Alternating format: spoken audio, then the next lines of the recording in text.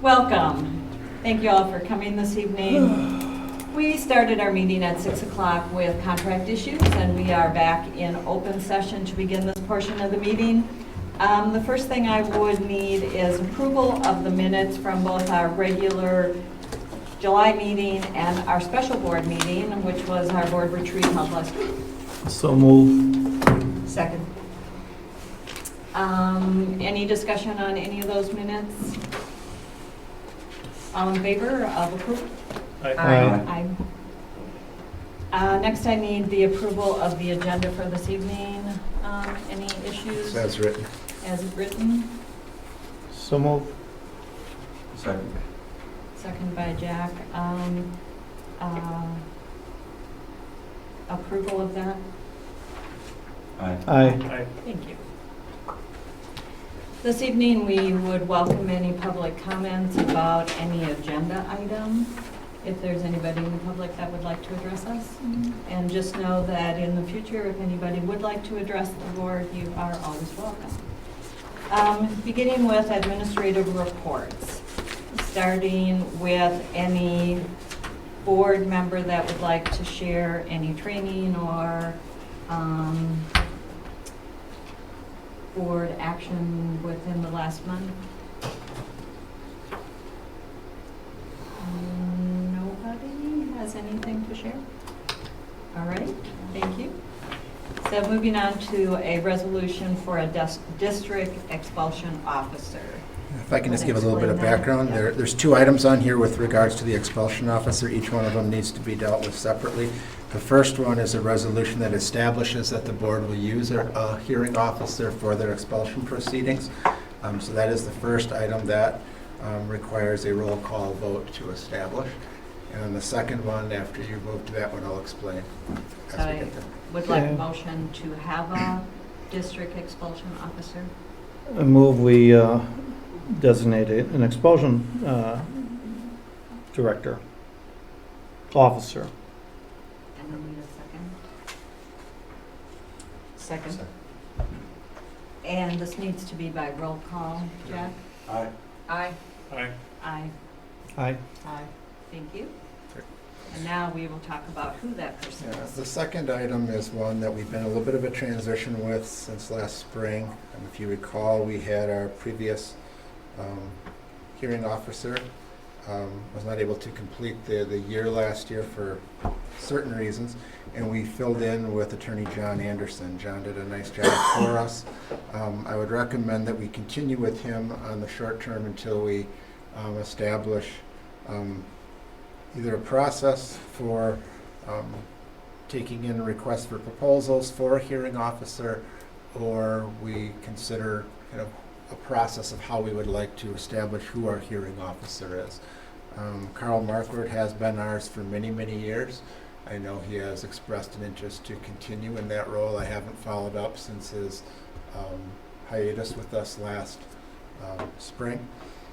And I know John Anderson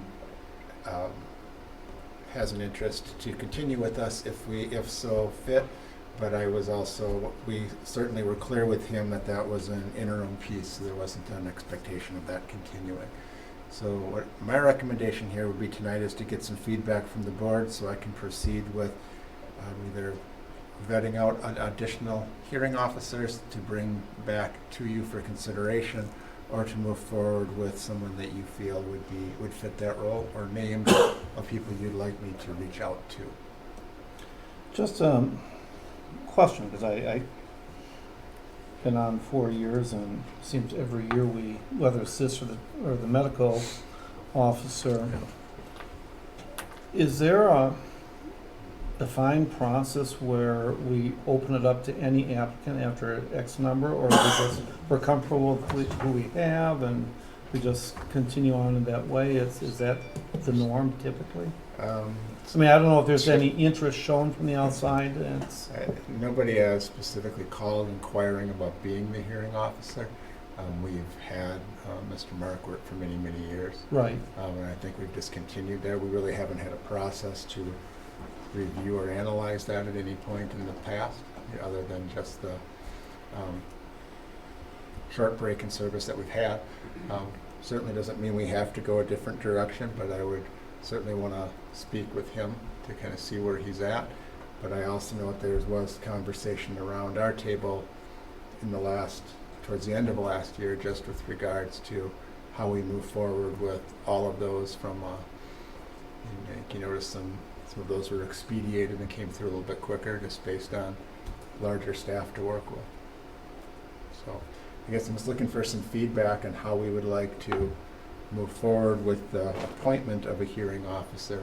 It's really not a topic we've had much discussion on, but if there's feedback, I'd be very open to kind of process you'd like to follow. And if there's individuals locally or other that you'd like me to reach out to or to seek information, I can bring that back to. In the interim, I would ask the board to allow us to continue with Attorney Anderson. I think he's done a nice job for us in the last couple that we had, and then we can move that process forward as it proceeds. Any specific feedback? You say something first. Sure.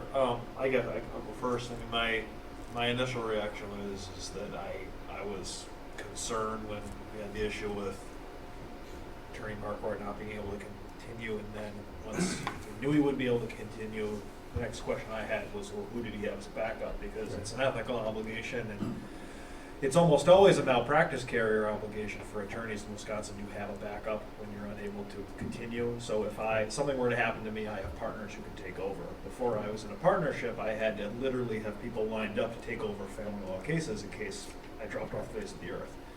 Attorney Marquardt apparently didn't have that, so that gives me a little bit of a concern about using him again if he didn't have that. Okay. And So- I didn't ask for that. Is that something? Yeah, so that would certainly be a question if we wanted to, as a, I mean, when he wasn't able to continue working, the fact that he didn't tell us this is who you call tells me he didn't have one. okay. So All right. we haven't asked Attorney Anderson if he has one, but he works in a bigger firm, so I'm Much bigger guessing firm. that their malpractice carrier costs a lot more than mine. I'm Yes. pretty sure that they would have one for all their attorneys. Yes. Okay. Fair enough. I was just going to make a motion to recommend that we follow the administrative recommendation of continuing with Attorney John Anderson as our expulsion hearing officer and further investigate processes to explore more Other- permanent possibilities. All right. Second. Any So other? does the exploration, did that become a policy committee thing or something else? No, I think we'd, Was it My assumption is we would ask you to investigate what some next steps would be and to present another list of candidates or some process to post it or right? determine the next steps. That's If what that I was includes looking for. posting, then to that's do what I so. was And- looking to do, yeah. was look at kind of where, I do have a list of other attorneys that do some of this work. And then the question I also have is this a piece that I mean, there's value and challenges sometimes with having a local attorney do it, just with connections with the community and families, et cetera. Does So- his Go ahead, Jeff. does his fee go up every year, or how do we know what his fee is? He just They present that as part of their piece. I mean, that was a piece that Rebecca and I looked at. I mean, there's quite a difference between Carl and John's fee. Quite a significant difference. And That's then part of why I think it's worthy also to look at it. How are we defining interim? Excuse me? How are we defining interim? Is it, I mean, is it for the interim looking at as a school year? Is it? I would say it's as Julie explained it, that it's until we kind of finalize our process for making a making a permanent formalized declaration. decision, correct. All I right. mean, my hope is to move that relatively Sure, no, soon. I'm not, just, And, okay. and go from there. Okay, there is a motion on the table. Any other discussion? But I think Randy was also looking at anybody have Any names. suggest anybody that you mean? I mean, if you have names that you could forward to him, I think that would be helpful as Do you have he- some, Mike, that you've worked with that as you know he of? Let me know. proceeds. So, I guess obviously we've got to finalize this, but to Mark's point, do we put this out to bid on a 3 or 5 year period? It's something we have to name by law every year, isn't it? You have to name it by, you have to establish the hearing officer position Uh-huh. annually, and you have to appoint the person in. Okay. So that's the, But through the appointment process, Mhm. you know, can we, you know, look at it on a every third year, Could be. you know, because then, Could be. That could, I don't have a problem with that. I mean, the only piece that we run into is this continuity of being able to work with, trying to build that continuity as far as kind of what our process looks like. Yeah, see, It worked that well, to me it seems worked to be well huge with doing thing. it, it worked well doing it with John. We had to do that. We had 2 of these hearings while he was on board here, so it certainly was something we were able to accomplish, so. And looking at the mission, I mean, understanding the mission over time, it's not as simple as having a hearing and boom. I think there's understanding, you know, what we're trying to do as a school district in terms of discipline, punishment, assistance. but also what it does is if you get, it's like our audit firm, you know, we brought in a new audit firm, new eyes, you know, Yeah. new ideas. To me with this, I would think 3 to 5 years to review it, because you can build that continuity, but I think we could build something like that in. And okay. this being kind of the first year to review it, Mhm. if that makes sense. So we do have a motion to continue to use John Anderson with that continual look for a more permanent position. All in favor? Aye. Opposed? Thank you. Next, we need to appoint a medical advisor. It looks like Dr. Bill Random is willing to do that again for 2019-2020. I need, I move we appoint Dr. Random as our medical officer. Second. I need a roll call on that. What does a medical officer do for the district? Medical officer serves a few capacities for us when we do have, trying to think of an example. Kurt can come on up. Yeah, come on up. I know you work with them probably the closest. We've worked with them with things, all I can think of is head lice, I'm sorry. I was trying not to That's say an that out example. loud, but that was what I was coming up Rebecca, with why'd as you far put as me here? current medical practices and things like that, and then we get advice. It's critical. By law, school districts have to Yeah. appoint a medical officer, and it's exactly what the title says. If we have a question about a particular student, or if we're experiencing a certain medical condition that we're just seeing across the district, we contact our medical advisor and seek his input as to actions that we should take. We've used him a lot for, we do occasionally talk to him about head lice, because we do get some parents who think we should exclude students if other children have nits, and many districts right now are just completely eliminating it, even with live lice, louse.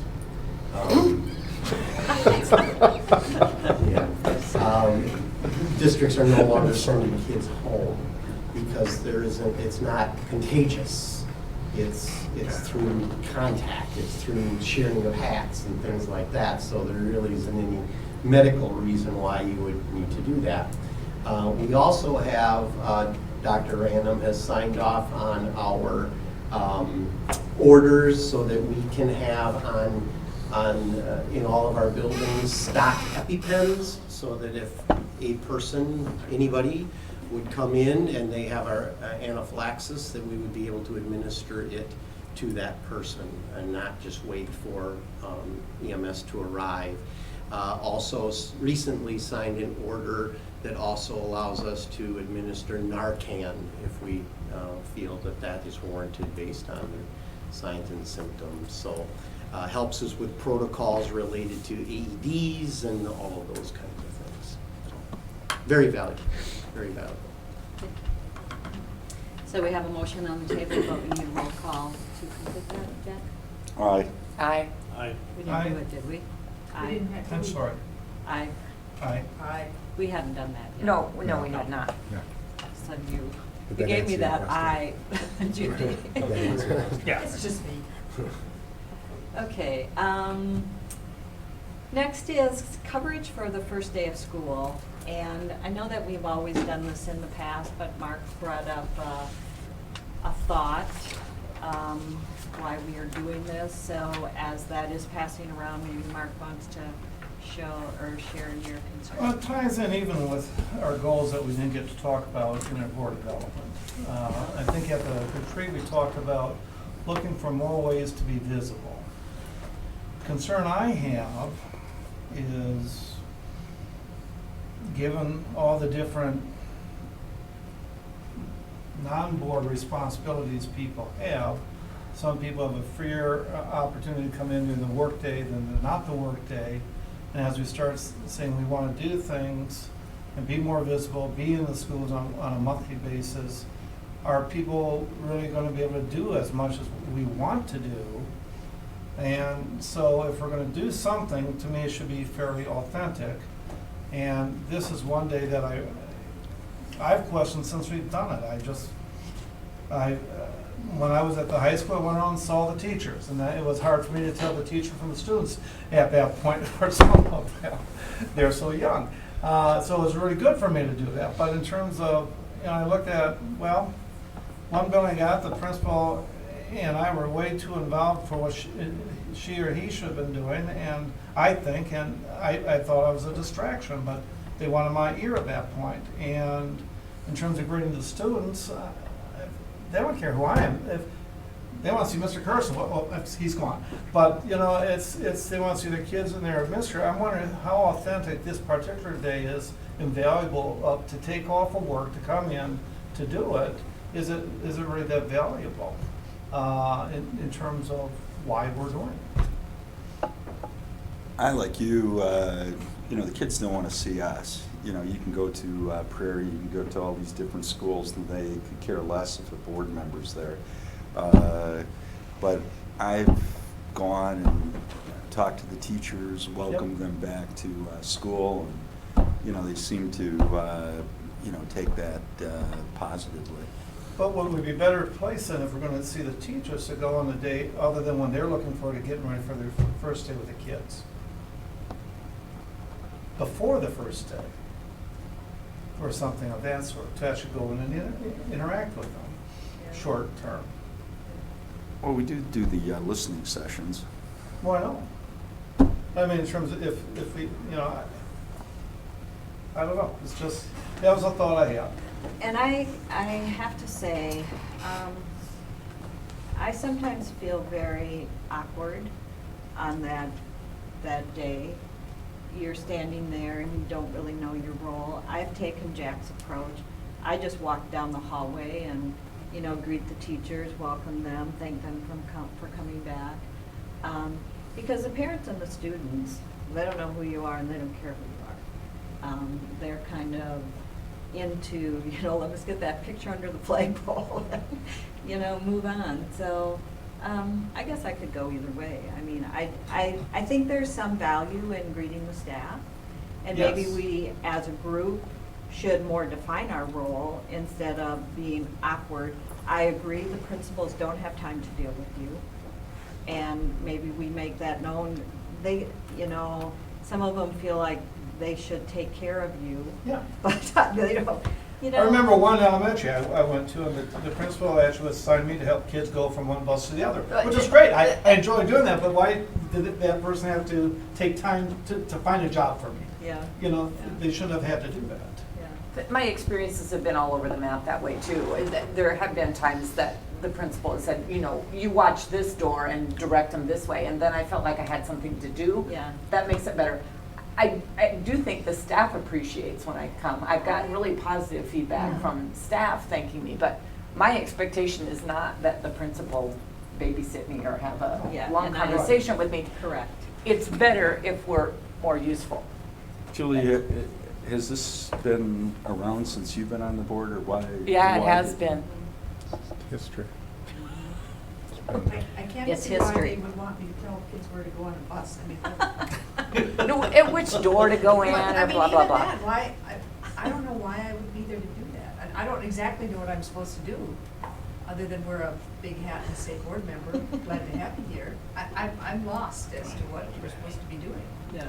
I think when I've gone, did not take much time. It's, hi, I'm from the Board of Education. Thanks, hope you had a great. You said that To too. the teachers. Hope you had a great summer. How was it? Some of these people go off, tell everything, and the rest, if they're busy, you're in and out. But I think they appreciate that. But you're looking at 7:15, 7:10, is that when the kids are actually walking through the door, or is that before they start? That's when the buses are dropping them That's off. when the kids Buses are are coming, dropping them which off. seems a weird time to be there then. Well, they don't know me. No, I mean, No, the kids. to me, that's a Ah. weird time because now the kids are coming and, I think then we should be there before then to see the teachers before the kids get there. I generally get there early.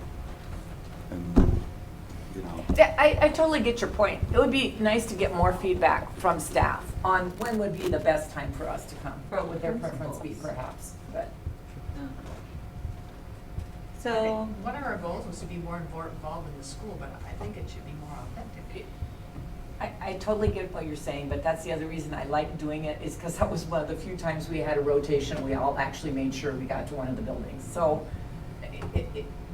if nothing else, it was something we did as a group effort, and we were visible. and we can talk to the teachers and say, hey, when do you want us to come? And I think we do that with the listening sessions. And some of these listening sessions, you get 3 teachers. yeah. Well, let's So- talk about first day coverage. Are we gonna do it or not do it? Continue? I'm doing it whether anybody else is or not. Okay. It's my school and I want to embarrass my children, so. Okay, so Mike's going, I'll go. go. I guess I go, but I think maybe we, recognize that it isn't for the kids, it's more for the staff.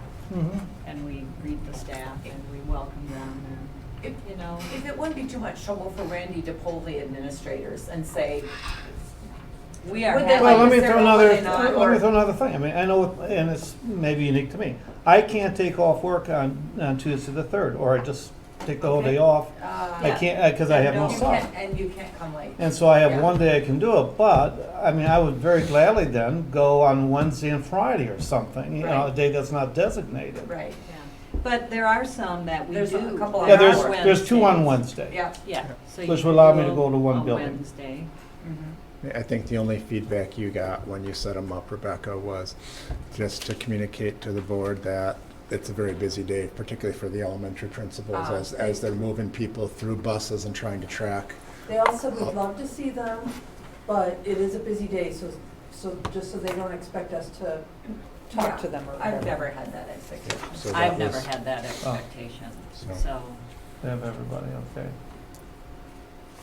And if we So, don't have a building covered, we don't have a building covered. Yeah. I guess if we can't do them all, we can't do them all. Okay, so let's continue the mission and at one of our, Post retreats? our board development or post retreat, we'll talk about it further. So that, let's just pass that around and Julie or whoever it needs to. Okay. Consideration to adopt a Board of Education policy to appoint a non-voting student delegate.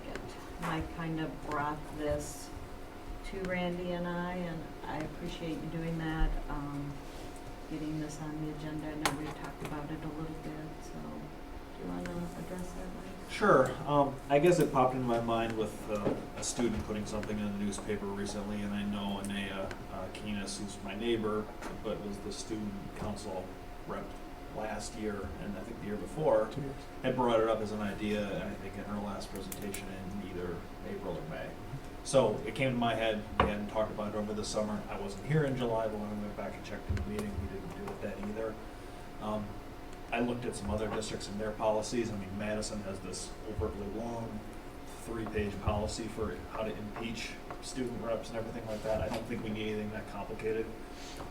My understanding is that there's someone who is already kind of excited about it and doing it too. I don't know how detailed we'd want to word it, or even if we need a specific actual policy on it. It's obviously non-voting, but it would be the idea that there would be a student who's responsible to be here to tell us student positions on things. I like having students here to give input during the school year, but they are generally just kind of telling us what's going on with clubs and sports in high school, not actually addressing the issues that we're dealing with here and giving us a student perspective. So that's why I asked to be added. Thanks, John, for doing that. Thank you. Mark? Historically, I remember, I don't know how far beyond this it went, but I do remember one of the Hominy boys was the student council rep to the board meetings. And that particular student was very interested in it. Eventually, I think it died because of how long it took and how little effect it was. But that doesn't mean it's not worth doing, as long as I would hate that we have to draft somebody to do it. I think the position should be open and available for when a student's interested. That's how I would like to, if we're gonna do a policy, it should be something of that sort. And could we even further that to looking through the agenda with that student in advance and saying, these are some areas where potentially we might like some input. And if it happens to be an agenda, leave it up to them. They may come every time and want to sit here and listen just because they're interested in politics or whatever. But I guess I'm sensitive to the amount of time that we take in discussions that may not have anything to do with them. Is there a way that when they come and make their presentations, to Joan's point, you look through the agenda and say, okay, these are the topics that are coming up that students may be interested in and you'd like their input, and then have it presented at that time? Oh, just like at the beginning. Yeah. And I'd also like to do that possibly with our teacher rep.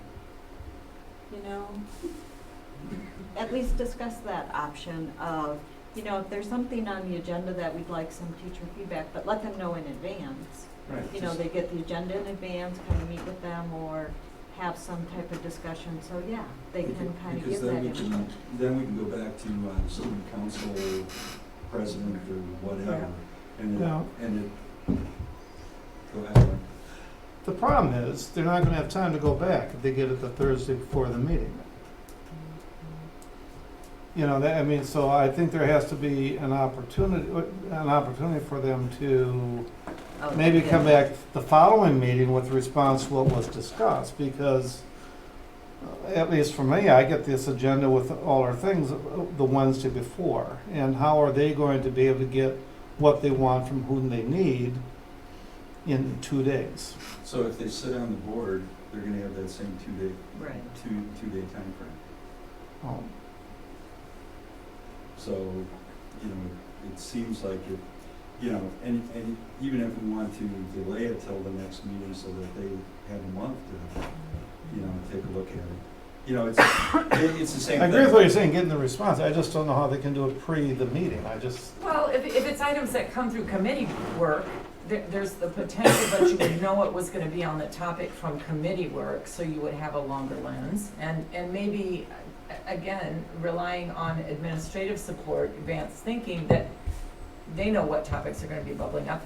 In terms of what the student council reps give us, maybe it's just as easy as to add an item. Okay, what's the buzz? What are kids talking about, worried about, or concerned about? Not just asking that their activities. report be more inclusive. And we have And not actually just- asked that, Yeah, but but maybe if they knew that was gonna be a common part of the practice, or maybe, I'm not opposed to the student rep at all. I do think it would be amazing if you would find one that would be willing to actually I dedicate 3 think to. there's one right now. Right, Yeah. right. Our And- rep right now, who's going to be doing the meetings, has already kind of Wants to said kind of stay. they'd stay there the whole night, I think. But they Okay, have. well, that's good. I think they did somewhat in the past, again, way a long time ago. But to your point, though, stuff coming out of committee is gonna go to the board. Administration can go to that rep and say, hey, this is what's coming up. We can just connect Which- them with the rep. Yeah, if that's the connect in case. with them. Yeah, which gives them now a week or so before the agenda is put together to gather information.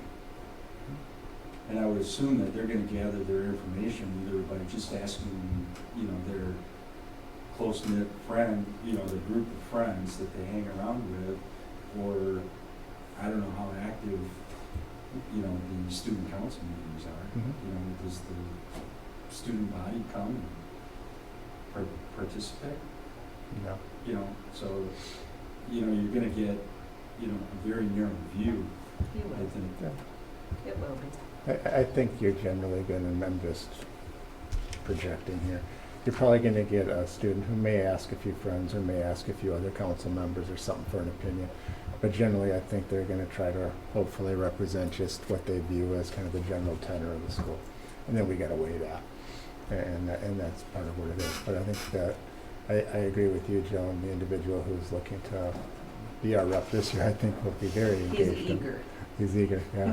Well, He sought me then out maybe one we day. just make Yeah. it a formal, some Yeah. type of informal invitation, and to the extent Yeah. that anyone wants to do that. Well, and what Joan and I have done the last few years is we've taken the kids out for lunch before school starts to just talk about what the role of this rep is, and then we could have this conversation with them and kind of throw out, we could, I guess, looking for some feedback from you. I mean, my thought is we can throw out the idea of them providing some input during the report, or what's their feeling of staying longer throughout the meeting. I think that's going to ebb and flow throughout the year based on what their homework schedules are looking like And their other and their responsibilities. other pieces. So if we can start that conversation there, and And then likewise with the WTA reps, funnel the same information to them as quickly as we can. Yeah. Committee minutes could go out to them as soon as it's ready for board work, right? Which is oftentimes before the agenda's put out. I mean, the And I'm agendas just are, thinking of how to get the information in advance so there's meaningful dialogue coming up. the agendas that go, when you receive them on Wednesday, the agenda's 95% set for that at the Right. previous Friday when we send it to the paper, so that it can be published. So I mean, that's available out there, and that's actually posted in board book, correct? As a notice? But even in When we, terms, when do we when do we actually have a notice up for the board meeting, for the public that they could see what the When we agenda? send it to the paper. Right, so that's the Friday, that's 10 days It's before not the, necessarily in board book, but it's publicly noticed. Correct. Yeah. correct.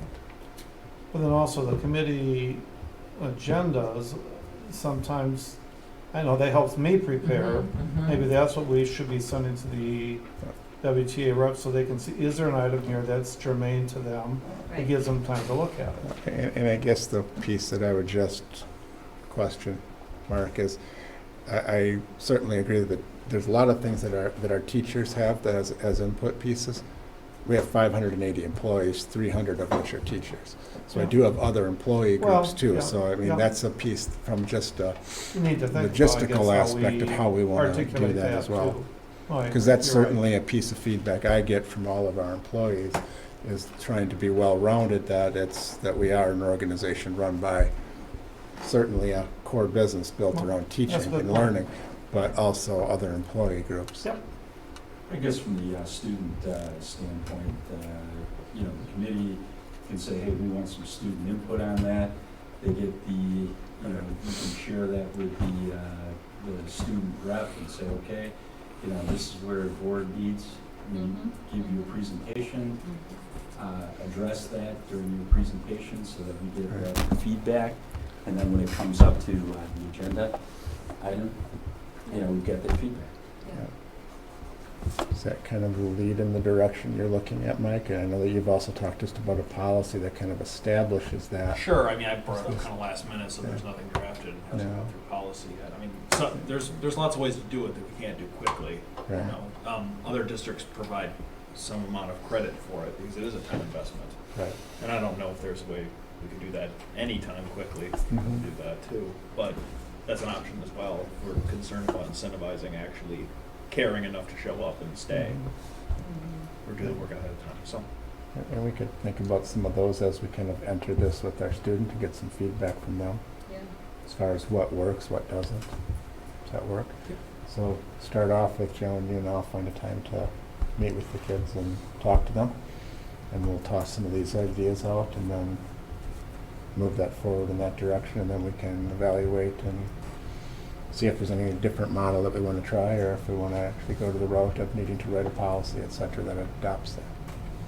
Well, and if not formalized credit, maybe at least service hours, you know, Service they're always hours. trying to collect service Yeah. hours for, Yep, That's a good. absolutely. yeah. Yeah, Just to get a little service hours. yeah, definitely. Yep, absolutely. All right, sounds good. Thank you, Mike, for bringing that up and keeping that on the table. We need a motion to table that for a later meeting, since it's keep it on the table.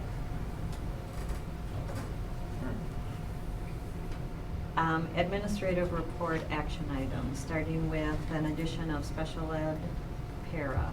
Yes, so in your packet, you will find a request from Kurt with regards to a request for additional paraeducators based on some needs of students that have moved in over the summer. As you've seen, we've added those at this time of the year, the last few years, certainly that articulate the correlation with the kids that are moving in so that we can fully access and be eligible for the transfer of service exemptions in the next school year. So the request is in front of you. We are looking for the 3 paraeducators as recommended by Kurt. Can you identify what buildings they're going to, what building level we're looking The two that I'm referencing,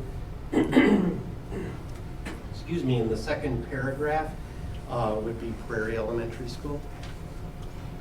at? So last year, when we had some additional move-in with IEPs, there seemed to be a big disruption in their whole clustering model, and we had some classes that really bumped up over.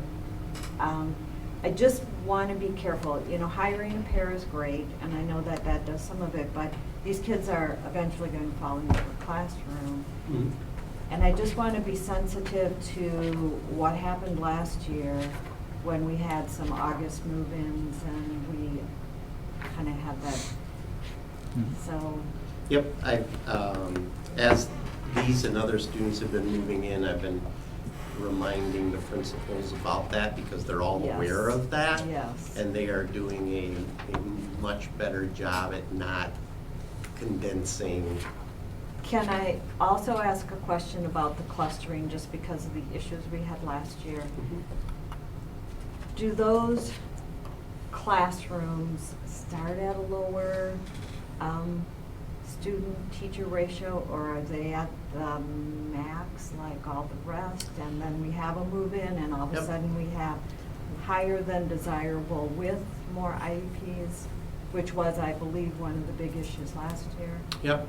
Again, Randy and I have talked to the principals about that they certainly have the principals have the ability to do that maybe one section would be 2 students less than everybody else.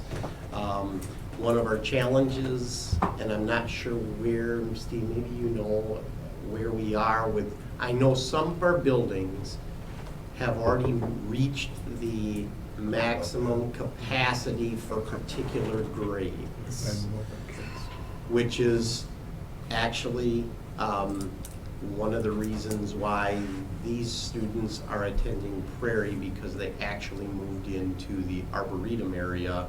Arboretum is full, so they had to go to a different elementary school, and then we work with Julie to identify which schools have the most space available to accommodate, and that's where they ended.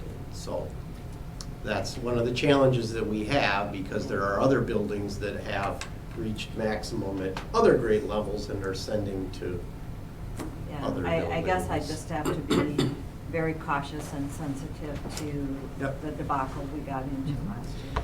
So Joan, I would just like a little clarification when you're referring to the clustering. Does that mean clustering of kids with IEP kids. IEPs?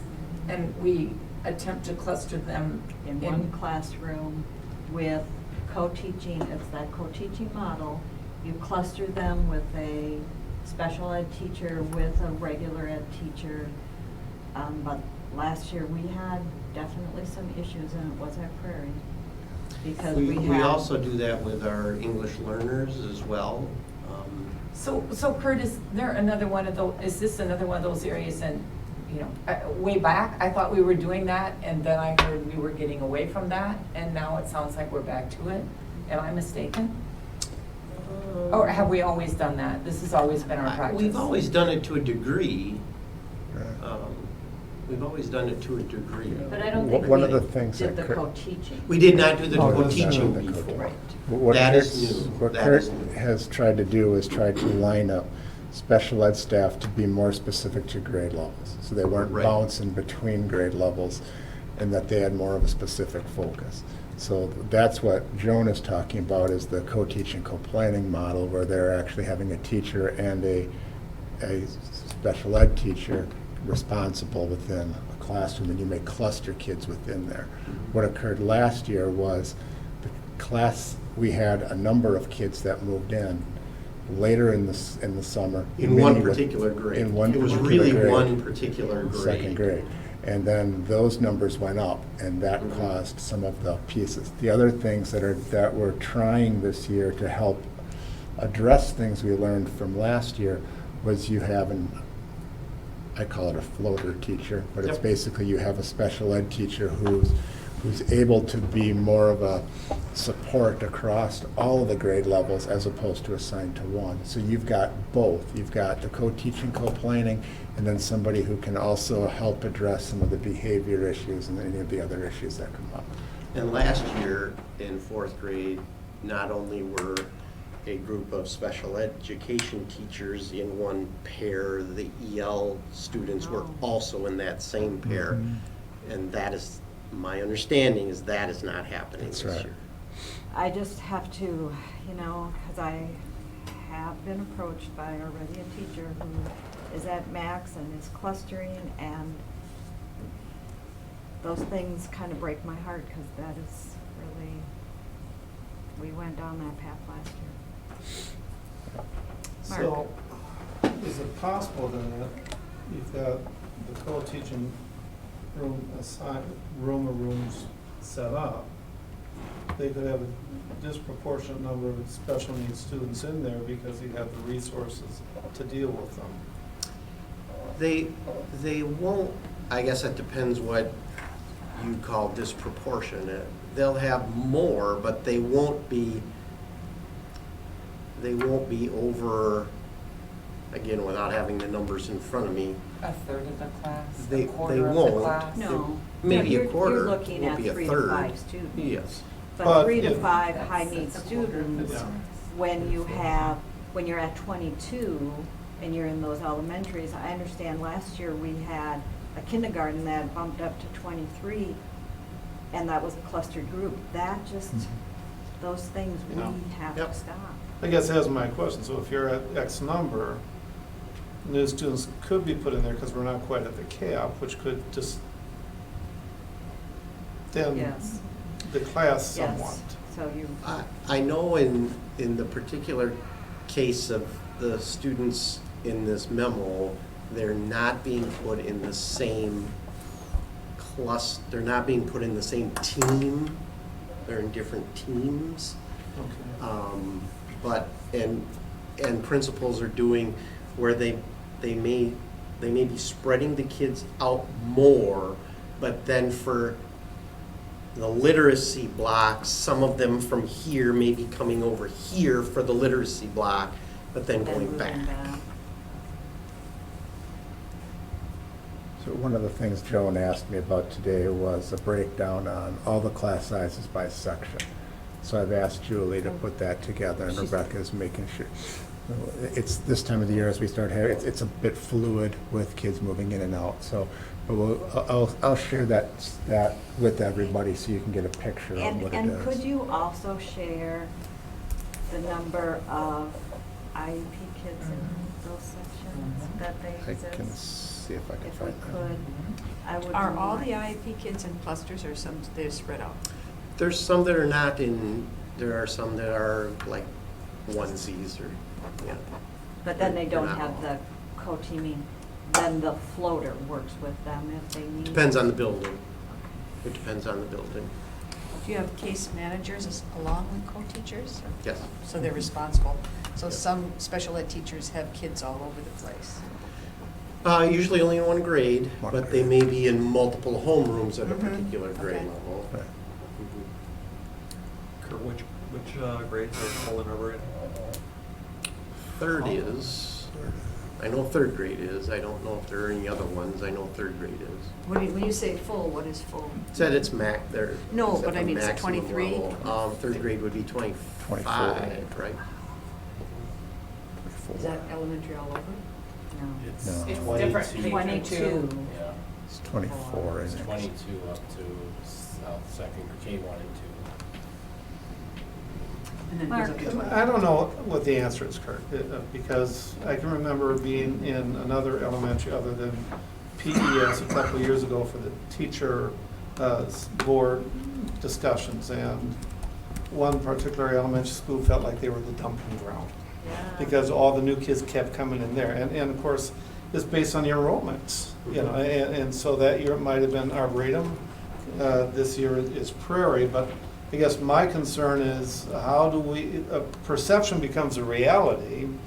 So somehow, I don't know how we assuage that piece that feels like you know, kind of a crisis situation at times in that particular kind of building where all of a sudden they're getting all the new kids and with specialized needs or not specialized needs, but the numbers keep going up to the maximum number. One of the things that Yeah, you'll I see. don't- I don't know if there's an answer to that. I don't put kids in buildings. It's where's the regular ed space. It's Right. not where's the special ed space. It Yeah. never is.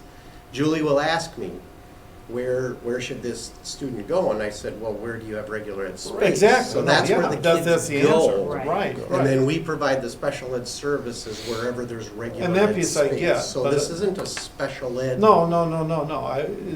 Moving kids All new around kids are for going into special that ed. school, It's a where's the regardless of their regular ed. needs, right. Yep. Right. Yep. Kurt and I'll roundabout about the numbers that you're asking for. We'll break it up by IEPs. We've had conversations with the building administration about the clustering piece that we've discussed, that as Joan brought up. The other piece that is just a kind of a factor of growth is, because when we look at the second grade last year, we were at second grade at a max or above in every single classroom in every single school. So it's when you get to a factor of that, and that becomes more of a trend based on us having continued growth. Trying to bring those down across the board happens when you totally redistrict, as opposed to, because you're going to have to, because adding a section somewhere just drops it in one building. And then you have a disproportionate sizes. You're still going to be at a max here, or you're transporting and moving kids around to many, many different schools. So it's really a factor that, as far as how, if we want to bring those down across the board to below our max, and not all of our classes are at the max level, some do hit that, then it's a matter of having to do something system-wise Right. to Correct. change that. Some of that is going to come when the subdivision that Steve and I are watching that's going to probably push us to that is when the Hogan Road development starts to grow at a much rapid rate, because that's a walkable distance to Arboretum where you don't have the space to be able to accommodate that level of growth. So trying to, other than moving people around through shuttles and moving them from building to balance class sizes, which is what we're doing now, the system to really do it is to redistrict. And that has to come at a point when I think we have down to that tipping point, which comes with some of the continued growth. But we'll get you the numbers as far as what you're asking for, so you can see it in paper, realizing it'll shift between the first day of school. And I can keep sending you those on a weekly basis if you'd like to see them. So well, if we get to that later, I guess. related to that, you were gonna come back to us on open enrollment numbers too somehow for 4K? We And I'm were- presuming since you didn't come back to us, we've decided we do want to hold on those spaces and not increase them. We also found that we, per DPI, we're not allowed to increase, even if we have space, which we do, we weren't allowed to go above those numbers That we set in January. that we set in January. Right. So that was a piece that we asked DPI, and I asked the attorneys at my law conference about, can you go, so we set them at 28, Yeah. based on where we saw our enrollment numbers. We had, I don't know, 8, 10 kids that were on a waiting list that were beyond that didn't get in. Could we add those? And the piece that we learned was even if you had space, so you didn't hit your enrollment projection, but you already filled your 28 spots, you couldn't go any deeper. Okay. So we couldn't pull them off. So that's why you didn't see it, was because we weren't allowed to do it. Thank you, Kurt, for the extra information, and I hate to harp on it, but I No. don't want to That was lose no. sight Yeah. of We had a where lot we of were last conversations year. about what happened We did. last year, and we do not Okay. want to repeat that. Thank Correct. you. But we do need a motion to approve the paras, which it sounds like we definitely need. Move approval of the paras as recommended by administration, the Second. 3 special ed paras. Second by Jack. Any other discussion? All in favor? Aye. Opposed? Thank you. Thank you. Thank you. Thanks, Kurt. Next, we have the staff handbooks from each building. They were in our extra tab. That was a lot of reading. Yeah. Did you read them all? Nope, I gave up. But I you tried. skimmed them all. Oh, And I man. read the highlights, and I Yes. appreciate Prairie highlighting in yellow because that one was so easy to do. So, but anyway, we do need approval of all the staff And handbooks. the K4 ones are pretty much lockstep, very Yeah, closely they- together, so they come together on those. So move. Second. Any discussion on the staff handbooks? All in favor? Aye. Opposed? Thank you. Announcements and correspondence. Only announcement I'm going to make, because I just don't have a better spot to do this. There's a couple items that came across my desk today that were not noticed on our agenda. I'm not asking for them to have approval on them, but as I go through and do some investigation into them, it may require us to either take action on them in September, or if there was a need potentially to come together before then. They're just a couple part-time open enrollment requests that came, really what I would say, one is certainly late in the process and outside of our timelines, and another one that came that might be timely, but it also has some nuances to it that I have to investigate and take a look into, but that one came on my desk later this afternoon. So just as a kind of an FYI, and we are taking a look at a few of these things, they do need board action. If there was a direction for us to go, they are for kids who are looking to participate in curricular activities that would start in the fall. But one of them, I think, is outside of timelines, and the other one has a lot of question marks I need to answer before I'm ready to put it forward. And they weren't noticed on tonight's agenda, so it's just kind of a nuance of our work. They're out of the timeline. There's a 6-week there's a timeline where you have to request it 6 weeks prior. So one is One is, kind of. Too late. the other one has some other nuances with private school and some other things that I need to look into. And one has an IEP associated with it, which we haven't had a chance to look at. So Okay. I just wanted to give you a heads up. These may be things that you might not see, and I may just deny them at our level based on that. But if they are things that have to come forward, I wanted to give you a heads up.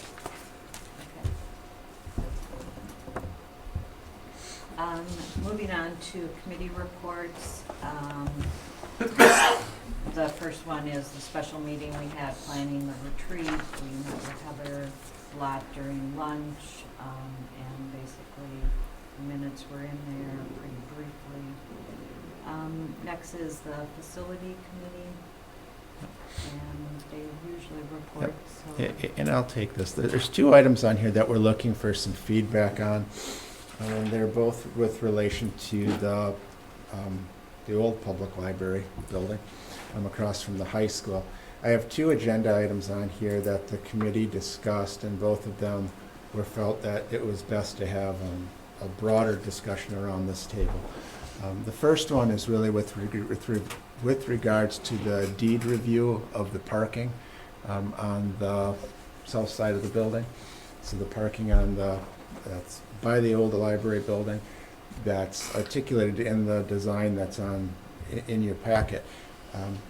That was per the deed, was something that used to be owned by the district, and that through an agreement with the village was deeded to them. Had language in there that was with respect to it being staying with the municipality as long as that building was used for municipal purposes. Now, certainly, if there were ever to be a sale of that to a private entity, the language, which is what I received a legal opinion on as well, we would have the option for that to revert back to us with some process for quitclaim deeds and some of those type of things.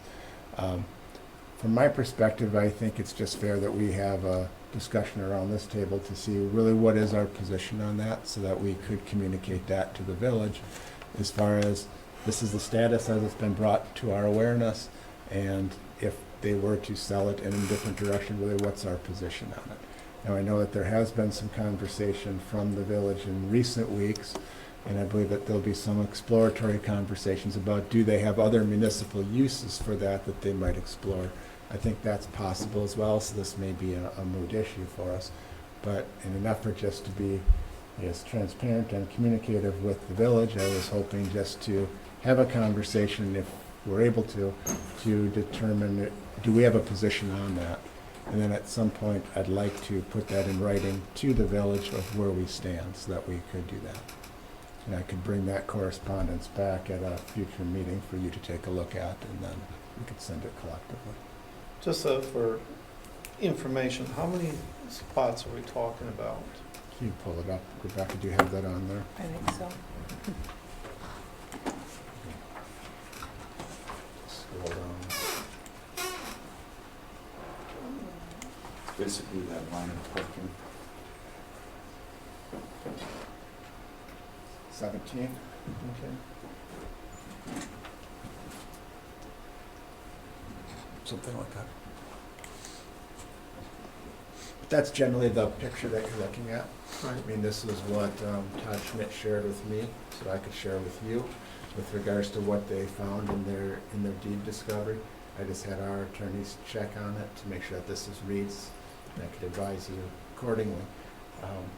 I think it's just a piece that if we had a position on it, and I think the facilities committee and other members who were part of that would view, if this did go to a private sale, there would be a high likelihood that we would want those spaces back, given that we are a growing high school and could certainly use those, particularly as we look at parking during the day and then certainly events. But the purpose for this agenda item was to really get other perspectives around the table. I guess I would just clarify that the way the current deed is written with that restriction makes sense to me, and sharing it for something like a library or for some other municipal purpose that would be attracting a lot of cars, like business would, I would be amenable to continuing that type of agreement. I agree with you. I don't think we're really interested in selling or otherwise dispersing shared access to that part of the high school parking. Is there any concern from a safety perspective because of the potential increased traffic? A library during the course of the day is a low volume typically because of the workforce, the kids not being there. But if this were to become a municipal function, you could expect maybe a significant increase of traffic. And so would we have to look at, is that a concern? I don't think so. When I look at the traffic that takes place at like a village hall, et cetera, I don't see that as any greater or less in their meetings. Just on court night. Yeah, I think they have evening type events probably. Yeah, that it doesn't bring seem some- like there's a lot of traffic going to the municipal building. You know, Okay. from a municipal perspective, I mean, the deed's pretty clear that if it's for municipal purposes, it stays with them. And I think if that were the case, I think the use in a similar manner to how it is makes sense. Sure, sure. If, certainly if it's a private sale for something other than that, that's really where this piece kicks in. Well, a question I was thinking, would it possibly be worthwhile, and I don't know if we even could, have a different way of entering? Obviously, there'd be a cost to doing that, but it's just, if it's not a concern, that's fine. I guess the discussion too at the committee level was if they did sell it to a business, we'd close off that road as well. You know, because you have, At the end of that parking lot. yeah, Yeah. we close off that, because you don't want a lot of business traffic going through a parking lot. Yep. And without that, it's inaccessible without driving through high school's parking lot. Yeah, I would close it the other way. Is there other designated parking for that building? Is that first row where that car is parked? It's Does on the that- other side of the building. You know, It's if you behind come- the Underneath, building. just the Yes. underneath If you part? come back, In So the back. there's no top? But not this to the right side? Nothing on There's the, nothing, Nothing. there's On there's South nothing Street. here, Joe. This is There's all- all So school when parking? I go to the library, when I park here, I actually park in the high school park. Okay. Yeah. So it's just in the back, that's the only parking? that That's we right, have. Okay. that's right. And I suppose what they could do is, you know, they could put a turnaround up there, you know, to get that, if they need it in current configuration. And I guess the other thing you want to, you know, obviously clarify that even if they keep it and they rent it to a business. The leasing piece is ambiguous, that would require some Yeah. further work. If they were to keep it as a municipally owned building but lease it, Right. how does that play into the spirit of the deed and what the language is? That was articulated by the attorney who did the review. Right.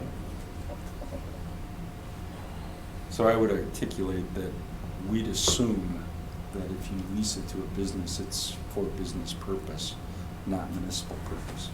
It'd have to be rezoned too, because right now it's zoned just for government only. I'm sorry, I didn't hear. I think it's, they'd have to rezone it. You can't just put like a, you know, convenience store in it for how it's zoned right now either. But I think with the village, you have to make sure that our points are clear. Right, right. Don't say it. Okay. Any other thoughts on that piece? do we need to vote on that? Or I don't think so. you What got I'd a like to do sense is I'd where like to we're at? actually put it to writing so you can see what I write, and then we can send it off. I'll bring it back at the next meeting, if that's fine with the board. That way you can see exactly what you're, see if I articulate it correctly based on your input. Okay, the second item we discussed is very much related, and this is really a follow-up from the tour that we had of the library facility, the old library facility. And really the question that this fits in very similarly to really wanting to give the village some idea of where we sit with this property. I think that there's been speculation as are we interested or are we not? And then what are some of the conditions that might fit where that may, timing-wise, as far as if there is an interest, what needs to occur. What I shared with the facilities committee was regardless of the cost of what it would be to purchase the property, absorbing another property in from an operational standpoint is going to take extra dollars. So the heating, the cooling, the maintenance, all of those pieces. So from my perspective, that's not something that we readily have within our current budget setting. So to me, if that were to be a piece that we were interested in, the timing would need to be tied into a level of a referendum effort so that we had the dollars to operate a facility. Similarly to when we brought on other facilities or have added on facilities, we've added additional costs into the referendums to accomplish the operational piece. So to me, that's an important piece so we don't pull dollars away from other parts of what we already have planned for the school district. But the second question, the real main question is, as we've kind of looked at our long-range facility plan, and as we've looked at touring the library, really, where do we see this as, this falling within those plans? And really, the committee wanted to open this up for discussion. And I think there's certainly some gradation in where your answers can be. Certainly it can be a no, we don't have an interest, because that hasn't fallen within our long-range plan. It could be certainly we're interested because it's an opportunity, that's something that we didn't have as part of that vision. Or it could be a piece that's somewhere in the middle that's stating that we are still in the investigatory stage of our facilities needs per referendum planning and over the next number of months. And we still need to really determine, does this have a place, particularly as we look programmatically around the district of where we want certain entities and things to go. So those were really the general gist of what we discussed at the committee level, but the committee was very interested in, again, what the input was around the table from the full board. And my hope would be that if I would be writing something to the board with regards to the parking lot issue we just got done talking about, I'd also like to at least include generally what's our position or belief or status with the whole current library site as well. Did I articulate that clearly from our committee? Any other committee members? Did the facility committee have a perspective that they wanted to share?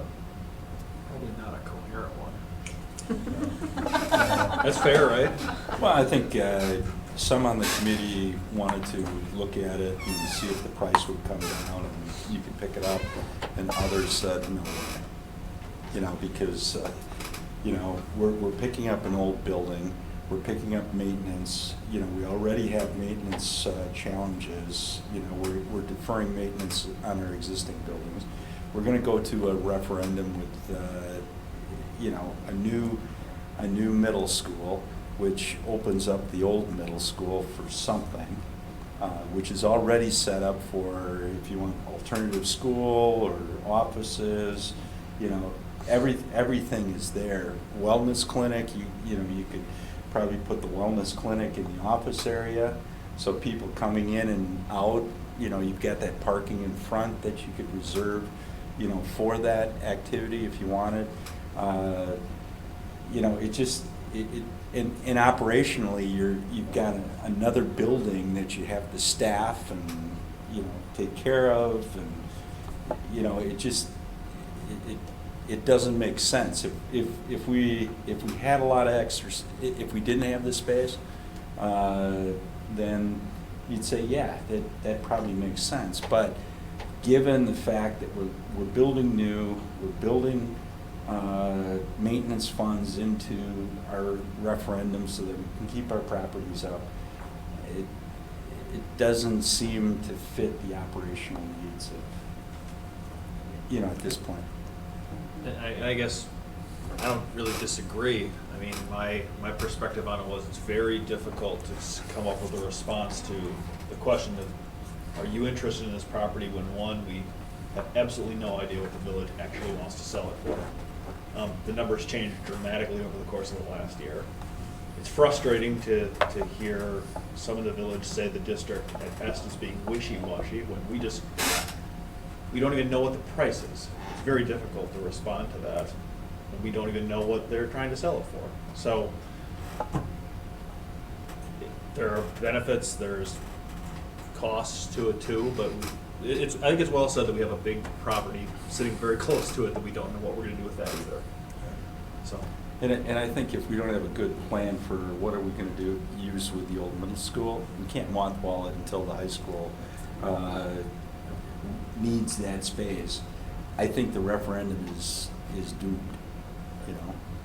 so to add another property, that we really don't have a plan for, it doesn't make sense. So just to kind of lay out kind of what the timeline looks at some of this facility planning, one of the pieces that you'll be seeing as we move probably into the later parts of fall is starting to define what, if we build a new middle school, how does the current middle school site get incorporated with high school programs and other district programs?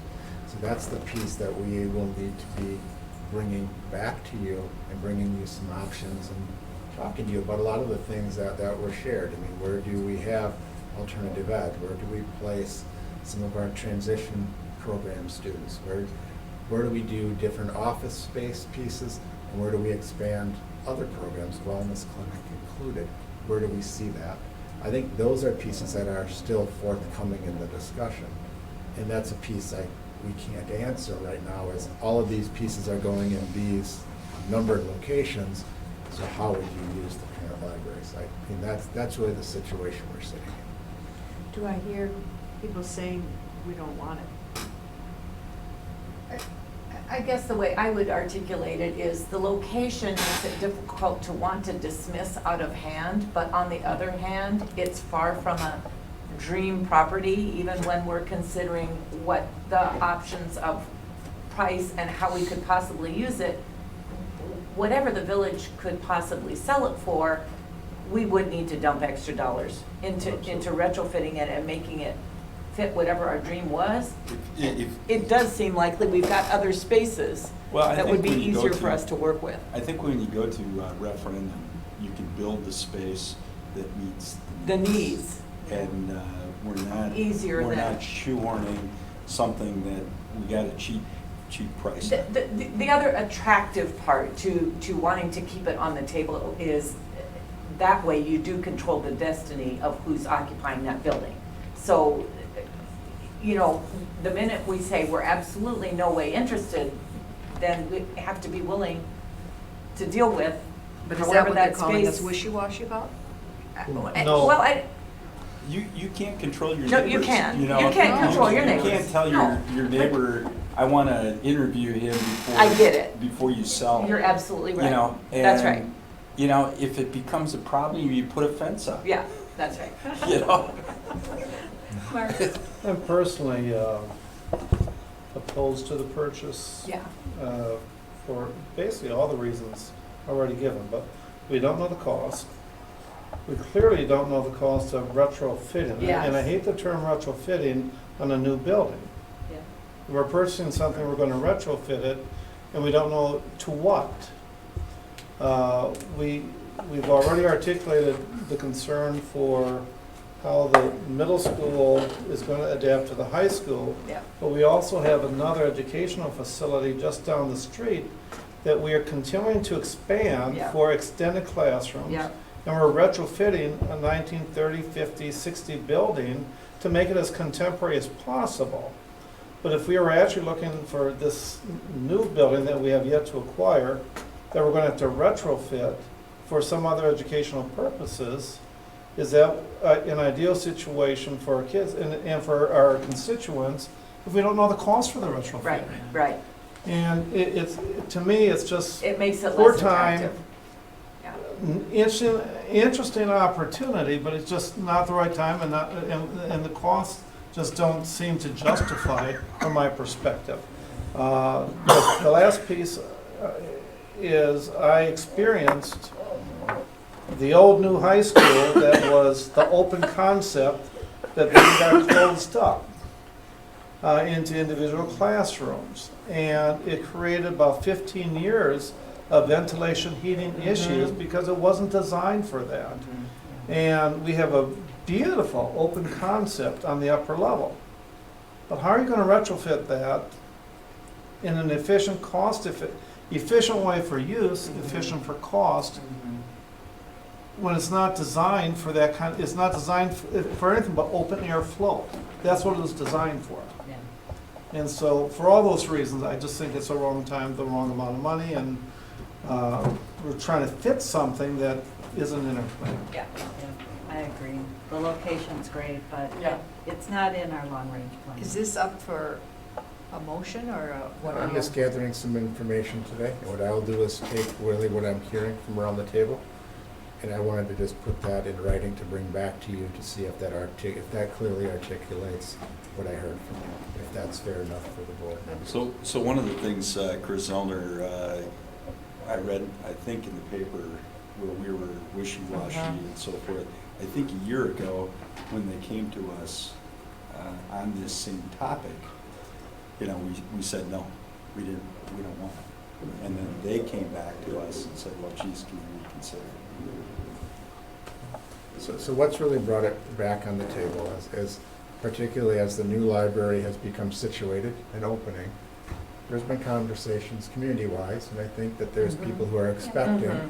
I mean, Julie, you and I had a That's true. conversation one day that we're just expecting, well, of course, this will go to the school. Mhm. And that was part of where I brought it back here and had the conversation with the village to really clarify where are they at, what's their position, what's happening with the space. And that's what's led us here.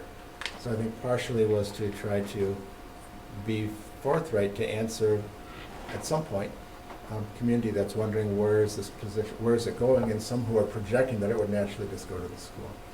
And I think part of what we've had to do is reflect on, does that fit within our plan? And I think that's what we've done over the last, at least. Is there any chance they would give it to us? Well, I mean, that was my next question. It's like, I mean, that becomes a whole different thing that would give us a lot more flexibility if, I'm not sure that they would, because They need money they, too. they need money as well. You know, they've got a price tag on that building, so they're gonna sell it to pay off the loans for the new, or So we don't have to anticipate, we just need to respond. All I want to do is I'm just trying to be communicative with the village about what Yeah. our position and is. it's good we've clarified the deed restriction and, So I that wanted position. I started with the deed, and then I think the next part was after our tour to have some reflection back here. And then what I will do is take what I've heard here tonight, and I will reflect that in a letter that we can send to the village that just puts it in writing, really with what our position is. I think the last thing I would add was certainly if there were options here that change down the road, we certainly want to be part of that conversation, I think. So you don't want to totally shut that off, but I think generally what I'm hearing is very clearly on kind of where we sit with the deed piece.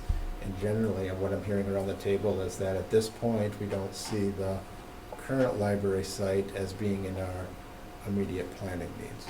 But certainly be open to things if things changed in the future. like what? If Well, things change in the I think future, if like the thing what? that changes in the future is if they give it to you, then do you own it? That's a different question. Or give us any definitive price whatsoever to actually consider. And Judy, to answer your question, I think the reason is that there is probably a reluctance to do that is because I think if they don't sell it, it blows a hole in the budget for the new library. Because they were expecting to sell it. yeah, they've got lots of, the public has stepped up to the plate really, really well on the public Yeah. library. So, you know, anything we can do to collaborate in terms of what makes sense for both of us, Randy, we're definitely interested in continuing to do. So what are their dreams and thoughts in ways that the building could be used that would help both of us? Because You know I what think would- there's possibilities that What would way. help both of us is they moved the municipal building, the municipal offices in that building, Uh-huh. you know, because it's bigger than what they've got already. Turn that, you know, current facility into private space. Something else. And Yeah. now it's on the tax rolls and it makes sense because it's in a shopping area. And that would help both of us. Could I suggest may do that. we let them plan that? That's exactly right. But let me articulate what I think I've heard here. Bring it back, we can wordsmith it if there's some things that aren't, but I want it to represent kind of the voice we have here. I think then you can put a vote to that as your position moving forward, so that it's actually in writing for something to respond to. But I think the reason I brought that up is I want to clarify it, you know, so that. We're not wishy-washy. We're not wishy-washy, you know, this is our position. Well, with all due respect, I think that the wishy-washy was a paraphrase, not a direct quote. But, in fact, I know it was, but I think the concern is that even tonight, we're saying, well, we really don't want it, but we're not going to vote to say no. And does that send a mixed metaphor, mixed message? Why would we be opposed to saying no tonight as opposed to a month from tonight? What are we going to know differently about how we feel about it? Right. Well, how And- can and we I say agree with you. yes when we And I think they want to move on. Yeah, they want to move on. They Let's should give them the feel free to move opportunity to move on. Yeah. And, you know, I think we've articulated why it's not a good action of the board, of the school district to take the building over. Randy, go ahead, draft it. Draft it and bring it back. I will I draft think it, it bring should it be a back, harder and- no and I than will the- put Yeah. in that- I think I got that message in the last sentence here, so Okay. Thanks, Totally Mark. leaning towards A that. little harder no than, I wrote not a down, maybe. I got the language. Maybe no I or got no. it. Yeah, take out the baby. I got it. Okay. Remove the gray. Thank you. We still have a few more facilities. You're still on here, Randy. I know. Soccer, Thanks. All right. I thought the staff for the handbooks were long. I love this piece. facility, they have been so busy. All right, oh, that's right, these were part of facilities. All right, the second part we have here is the field design for the soccer stadium.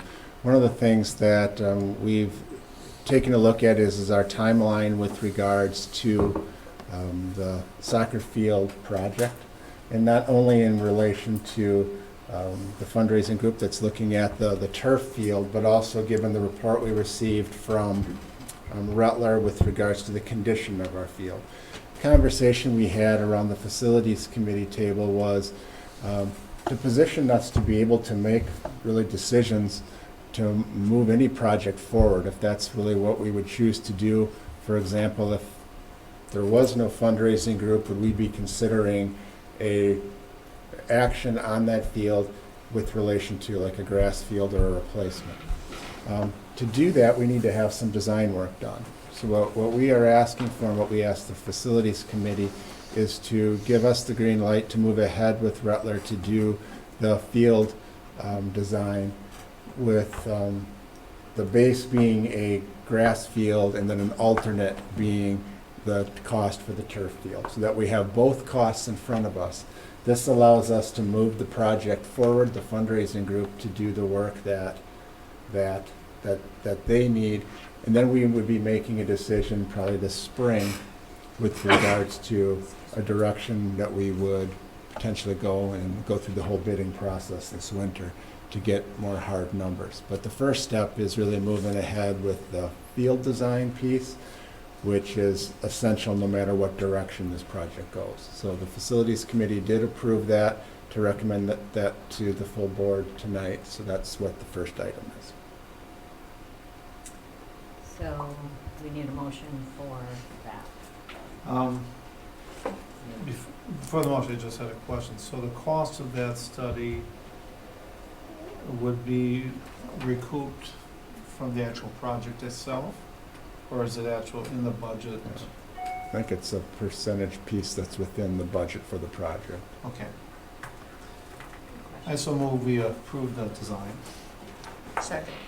Any discussion in that? All in favor? Aye. Opposed? Thank you. The second item is the building design piece, and I know I see Dave is in the audience tonight.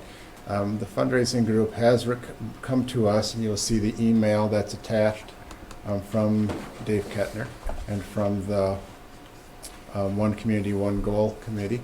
What they are looking for is, again, in a very similar vein to what we just talked about with the field design, they're looking to do the same type of work with regards to that team center. They would like to get permission from the board and action from the board to move ahead with designing the team center so that they can be prepared to, again, move that out to bids. They understand that any of the design costs or anything associated with the building and this part of what we're approving this evening would be at their cost. So again, the facilities committee reviewed this item and approved it and to forward it to the board this evening. So I would be looking for a motion for that as well. So moved. Second. Any discussion or concerns about that? I guess one of the things that came up, or a question that came up at the facility committee is, they go through the design, they understand what the cost is, they want to move forward, you know, when can they move forward? You know, is it when they get the money in the bank that they can pay for it? Or, you know, are we as a board or a district going to be, you know, the bank to help them out? You know, that was a discussion at the, you know, because you get pledges, and those pledges are multi-year. You know, are we going to support them with a loan or whatever? You know, do we want to be in that position? You know, that was a discussion that came up at Concord. You know, the conversation has also continued on with the budget committee with some conversations with regards to that. And certainly the piece that would have to be considered as this piece moves forward, particularly with the team center, is, and I think this is what we shared at the committee as well, is our focus right now would be on the field. You know, it's certainly the one that's been articulated as having the highest need, so that's a piece that, as far as our energy is looking at from a district, that's a priority. But certainly there's a piece out here as well of the team center, of which I believe the belief would be that would be on the responsibility of the fundraising group and that third entity to really pay for it. And I believe that from some of their reports that they've shared is that they have many of those dollars in hand to accomplish the team center. And I think the big question that you're also bringing up here, Jack, is with regards to kind of that whole field financing as that moves forward. So I think that's a piece that we'll continue to talk about. I know it started off with the budget committee as part of their dialogue at their last meeting. But that's not part of what they're asking for No, That's right not now. what I they're asking for. appreciate you bringing that Yeah. up, but, yeah, No, so, that's not what and they're we asking can't for. really, you know, we don't even know the extent of what they need until they do the design, so. Right. No. So Did you have another I think comment? that you hit the nail on the head. I think that's a legitimate concern, but to me, that looks like it's a couple months down the road Right. yet We till, need to get the Right. design till the and design cost, comes yeah. out. They'll have more sense of where they're at financially Correct. Right. to allow us to make that decision. that's right. Yep. So this is just simply for them to move ahead with the design of the team building at their cost. So there is motion on the table. Any other discussion? All in favor? Aye. Aye. Opposed? Thank you. And that is the end of facility. Moving on to budget. Mark Steve team. Steve, I'll let you articulate. I'll start with just discussing a couple items that aren't action items this evening. First of all, to connect with what Jack just mentioned, at the budget committee level, we have been having discussions about the financial plan regarding the soccer stadium. So we are continuing to have that dialogue at the budget committee meeting. And at some point in the near future, we need to bring together the conversations that the budget committee has been having on this and the facility is having. As you pointed out correctly, Joan, it's a little bit further away from the design piece and it's a little different discussion, but it's a discussion that really needs to come together because there were a number of factors on Warrior Stadium that have to be determined for this project as well. And the sooner we do that, the better we would be for the sake of this overall project. So we did talk about that at the budget committee meeting. There is not an action item associated with that tonight. We also did talk about a couple other topics. One was the district offering credit card payments through the Infinite Campus system. The budget committee was supportive of moving forward with that effort to allow an additional alternative for parents to pay their fees. So we will be implementing that. We also talked about the copy proposal to replace equipment. The committee was supportive of moving ahead with an equipment replacement as we have done in the past. There's no action on that. So then the one action Yeah, item. just a point on that was, with the pilot, they normally set it up in the summer. And so once the administration and staff get together with the Ryan people, they'll discuss when they're going to do the pilot so that they can then implement it next summer. If that's the way that we want to go. But So next year, so this year's, the money was allocated, there's 50 to 60,000 for printer replacement. That would have been the cost to implement the paper saving proposal. We're gonna do the printer replacement this year and potentially use that money next year to implement the paper saving plan if the pilot is successful. Correct. Okay. So are those actionable items from us? They're not. No, they're not. Okay. So if I could talk a little bit about the action item this evening. So you do see consideration of the fourth draft of the budget. So just as a reminder, we typically have 3 drafts of the budget. The third draft is approved in July and brought forward to the community at the annual meeting in October. The Budget Committee recommended a change this year because, as you know, the governor approved the state budget with some vetoes prior to us being able to make an adjustment in our budget, which was presented at the July meeting. So as a result, in front of you this evening, you see a fourth draft of the budget. If the board approves that tonight, this budget would then be brought forward to the public at the annual meeting in October. The changes between the third draft and the fourth draft were articulated in your notes and board book, but I'm just going to cover them at a high level. First of all, based on the final 2019-21 state budget, changes were made to state equalization aid, property taxes, the school mental health grant, the state special education categorical aid, and the per pupil categorical aid, all to match the final 2019-2021 state budget.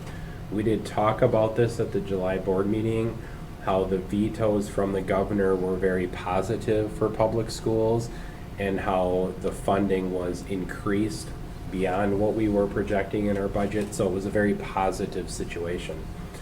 The second thing, the board made a motion several months ago to move the communications director position from a 0.5 FTE to 1.0 FTE if funding became available. We did talk about that at the budget committee meeting. The budget committee did want to have a conversation with the entire board tonight about that. The federal grant allocations for the 2 of the grants have become available to us between the July and the August board meeting. And then the additions to the expenditure budget. These were all items that the budget committee has been talking about for the last couple of months. The social worker, as an example, I want to highlight that position. The addition of a 1.0 social worker is our reaction to the state mental health grant being doubled from $3 million to $6 million. The budget committee being proactive authorized administration to put a posting out there immediately. We put the posting out, we went through the process and were able to hire a 1.0 social worker. As a result of our, I would say, very quick action on that, our district will be able to gain a larger share of that grant, going from $3 million to $6 million. And I would expect that there's not too many school districts in Wisconsin who've reacted that quickly to the fact that we were looking at that school mental health grant. And so I think that is something that we feel very positively that the budget committee worked with administration to be able to put that in place in such a timely manner. The communications director is referenced. The middle school guidance admin assistant position, adding 1 hour per day allows full coverage while students are in the building. That had been a budget request. The summer school admin assistant going to full-time dedication to the summer school program. An increase to the mentor program due to changes in the state requirements. Increases in the capital projects budget for the field house scoreboard, which was discussed at the board level last month. Adding a budget for a payment to the Village of Wanakee for Rip Park. So we have budgeted now for our payment for Rip Park rather than waiting till the end of the year and seeing what funds become available. The board will certainly still have the right, if you choose to pay more, but at a minimum, we now have the payment covered.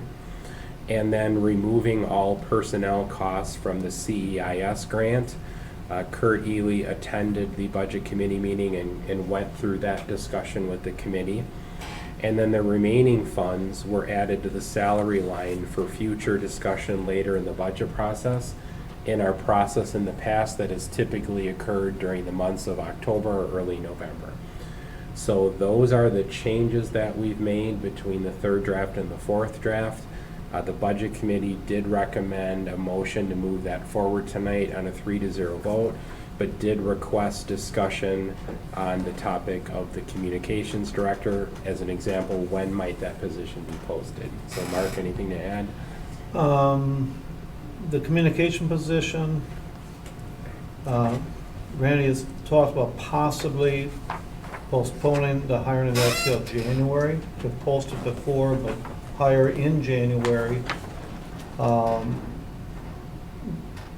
We didn't vote on it, but I think we're in agreement that this would allow the budget some flexibility of about $30,000 to $40,000. There are some uncertain expenses still that we're looking at. We don't know the student numbers until the third Friday. And so it would just provide some flexibility in budgeting if we could allow Randy that flexibility to fill that position as of January 1 versus now, and then going forward to be the full-time position. Just give us a little breathing room with our budget. It would allow you to fund it at a half-time position Right. and have a full-time position just hired in the middle of the year.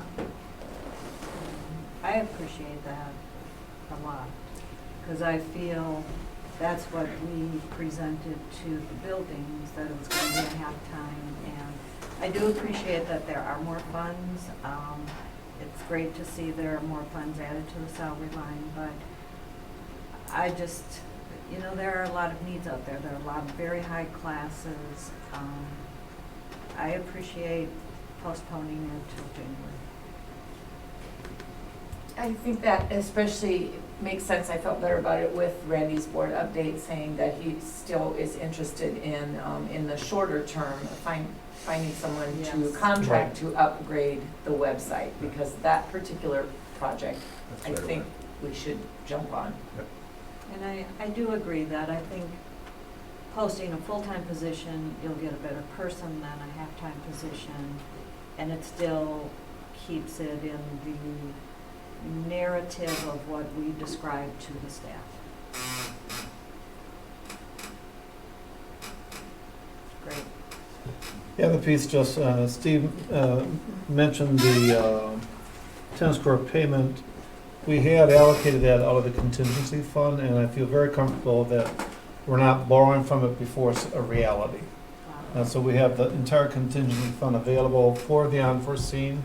We can always redirect that at the end of the year if monies are available towards more of our cost to the tennis court. I have to just comment that on a walk I had last night, I went up and they happened to have a door open. I stepped out onto those courts and the flexibility. They have done such a super job revitalizing and surfacing.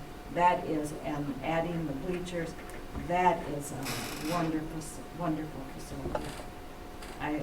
It's a great partnership, and I know that, there's dialogue not only about, tennis, but we need to dialogue about other partnerships, but this one is beautiful.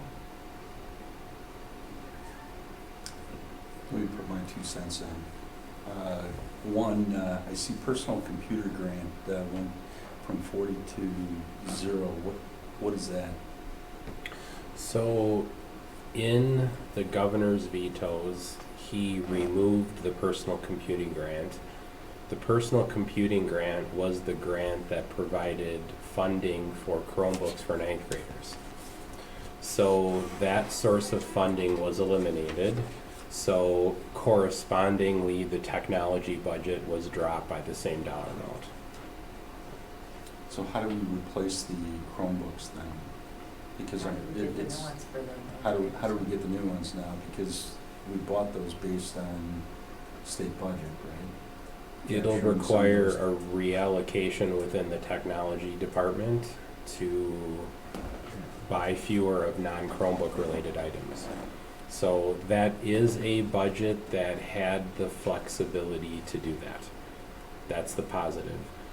When we have seen the long-term financial plans for technology in the past, there were dollar amounts that were available each year. It was not budgeted to a full extent where the remaining balance was zero. So there was an ability to do that. Were the funds helpful to the technology budget? Yes, of course. But they've been removed, and so the Chromebook plan remains. It just doesn't have the funding for the ninth graders. And the other thing, again, I don't want to be the communications director. You know, I've made my statement on that. I think I can bend to a halftime position, but, you know, I have a challenge going full-time.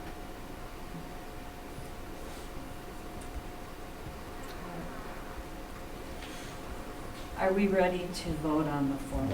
I guess I just have one question, Steve.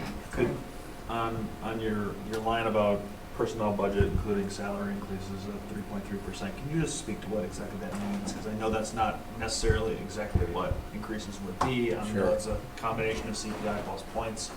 Can you briefly explain that? Sure, absolutely.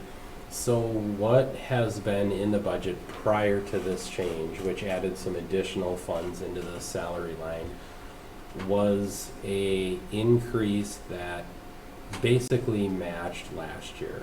So the non-teaching staff had a core increase of 2.75% included, and the teaching staff had a pay increase at approximately the $2,100 level, which the mix between CPI and points would be different because the CPI is higher in this fiscal year than it was in the prior year, but the total dollar amount going into planning for the budget for the 1920 process included pay increases very comparable to what was approved by the board just last October.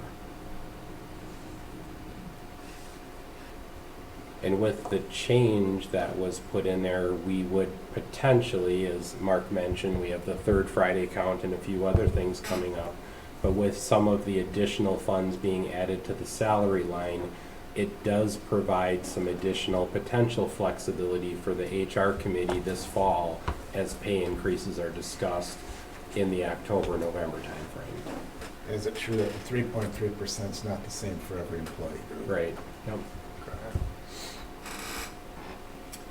Okay, are we ready to entertain a motion on the fourth draft?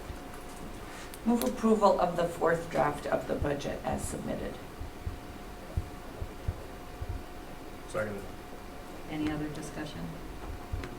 All in favor? Aye. Opposed? Nay. Thank you. Policy committee. In front of you tonight for the policy committee. Oh, Mike, did you want to run with this one? Or Sure. you got it? I'm going to take that from you. Well, I wasn't there. Second reading. So this is actually the second reading of the This is probably policies the for Yeah, the, Right. Yeah. we saw I was these there. a while Never mind. ago. this is for with the Individual evaluation. independent educational evaluations and the process for requesting one. These are a second reading on both of those policies.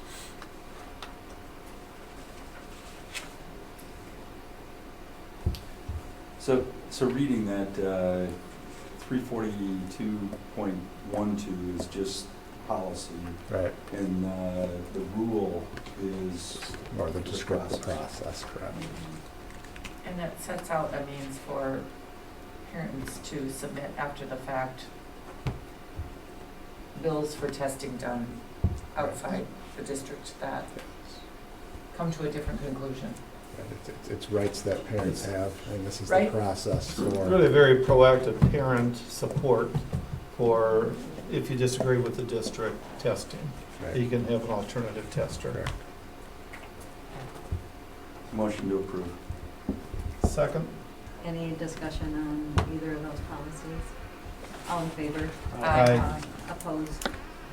Thank you. Down to consent agendas. There's quite a few things in there this month. We can take them all, pull them out. Your choice.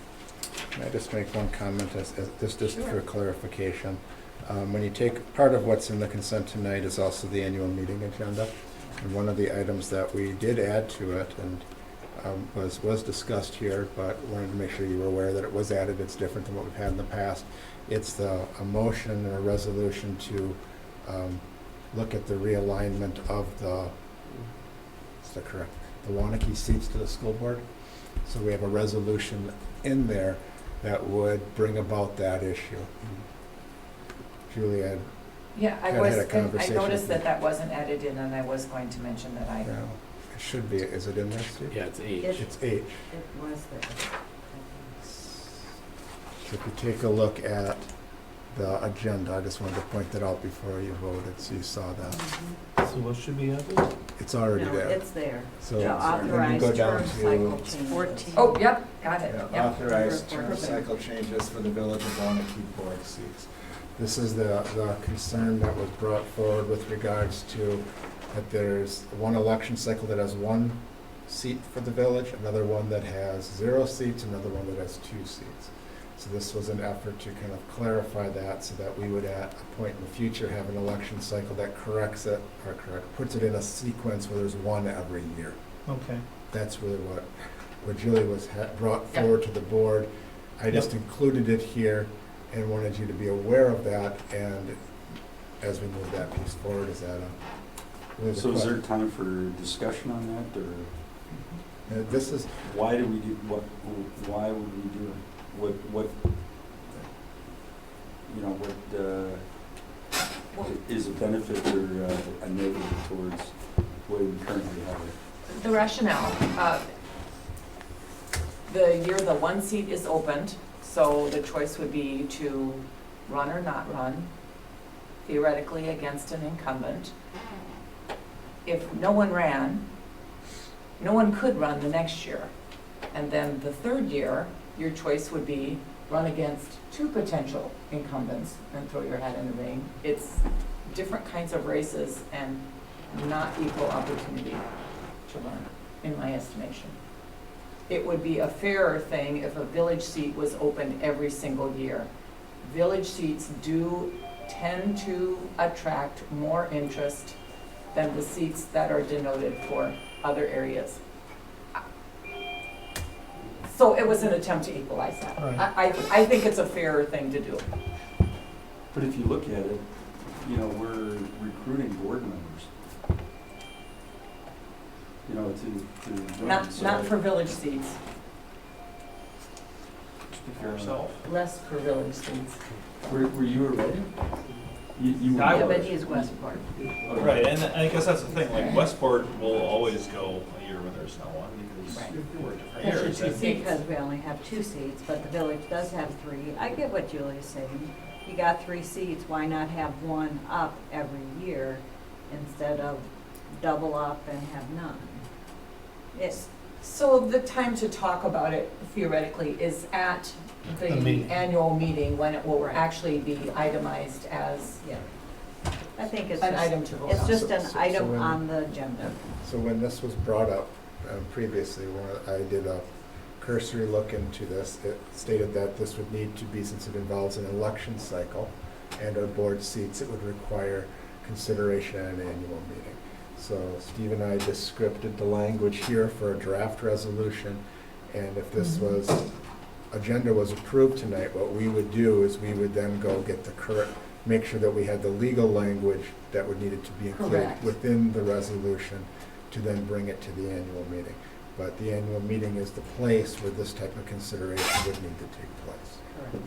because it's gonna require some tweaking of those seats where there would be an election cycle where one of them would probably be a 2-year seat, etc.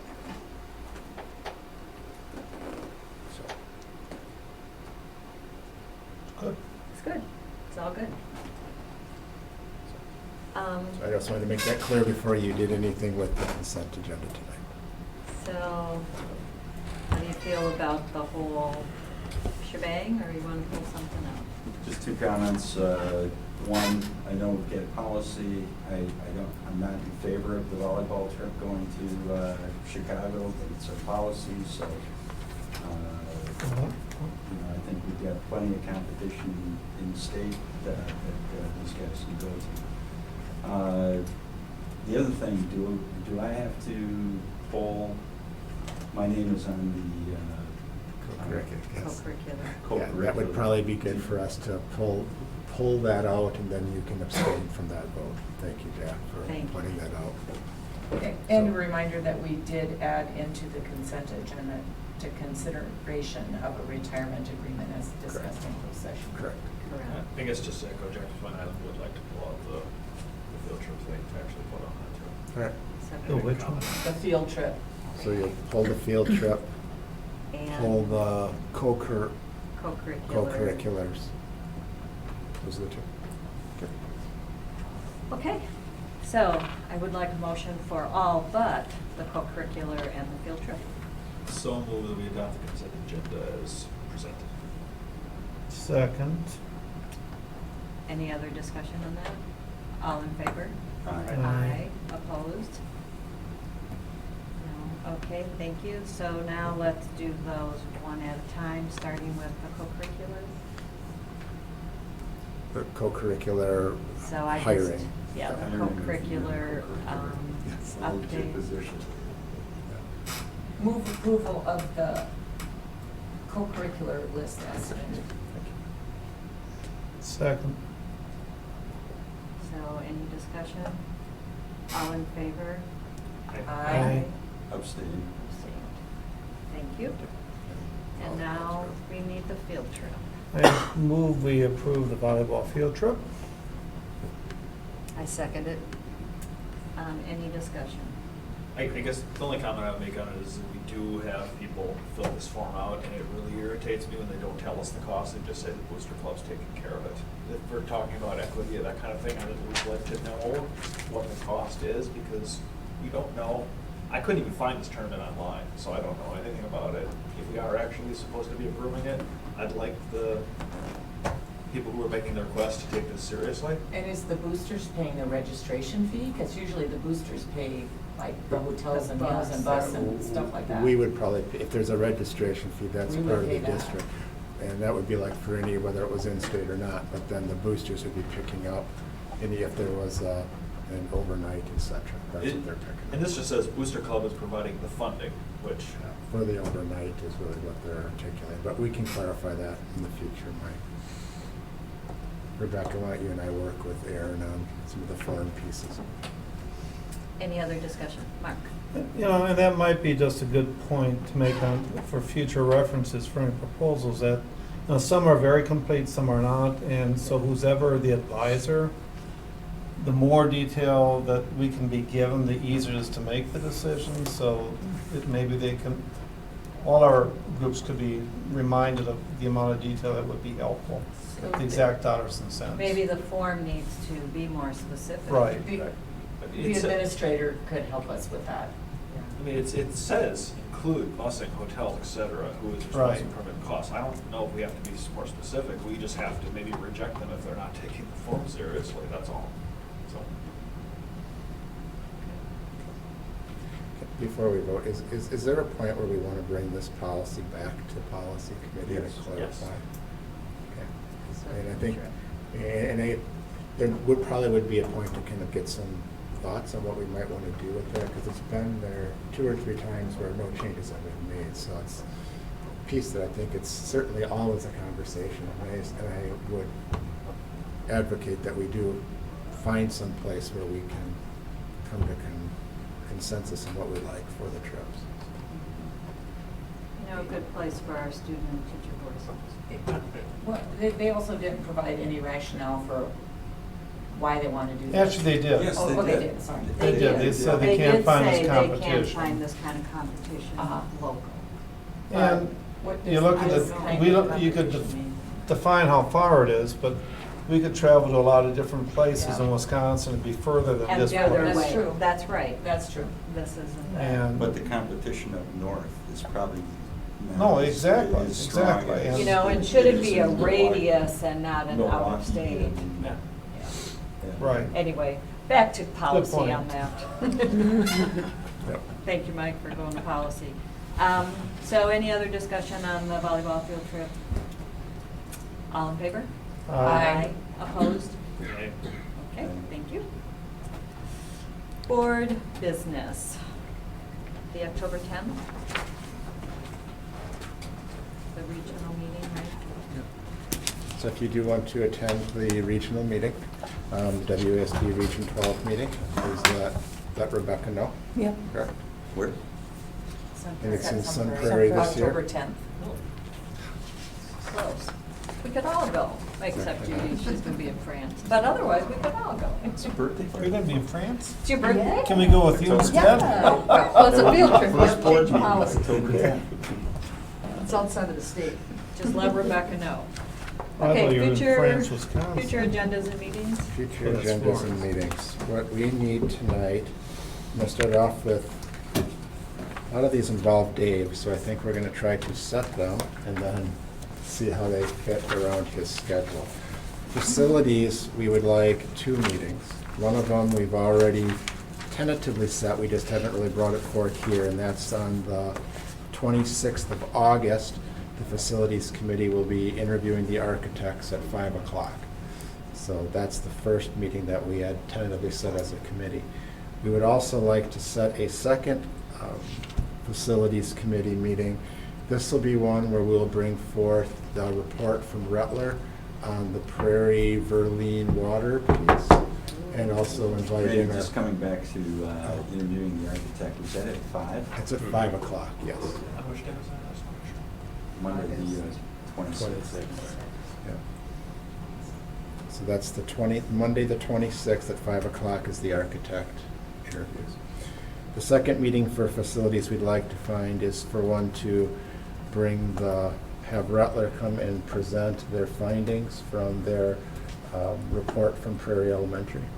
And we'd also like to, at that meeting, have that where we can invite in the residents around who have been following this, so that they can hear the presentation on what the findings are. So I'm looking, when I take a look at, Dave has gone through next Monday, the 19th.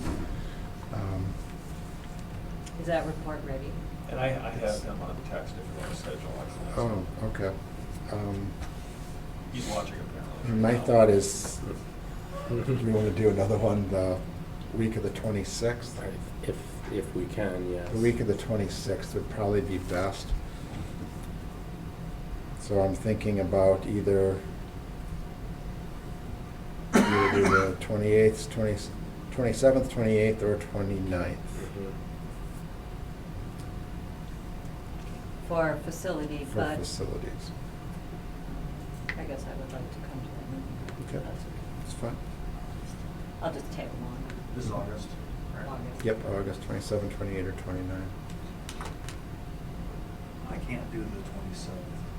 Okay.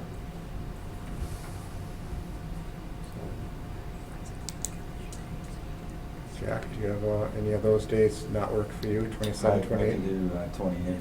Dave says the 29th works. 29th, okay, for everybody?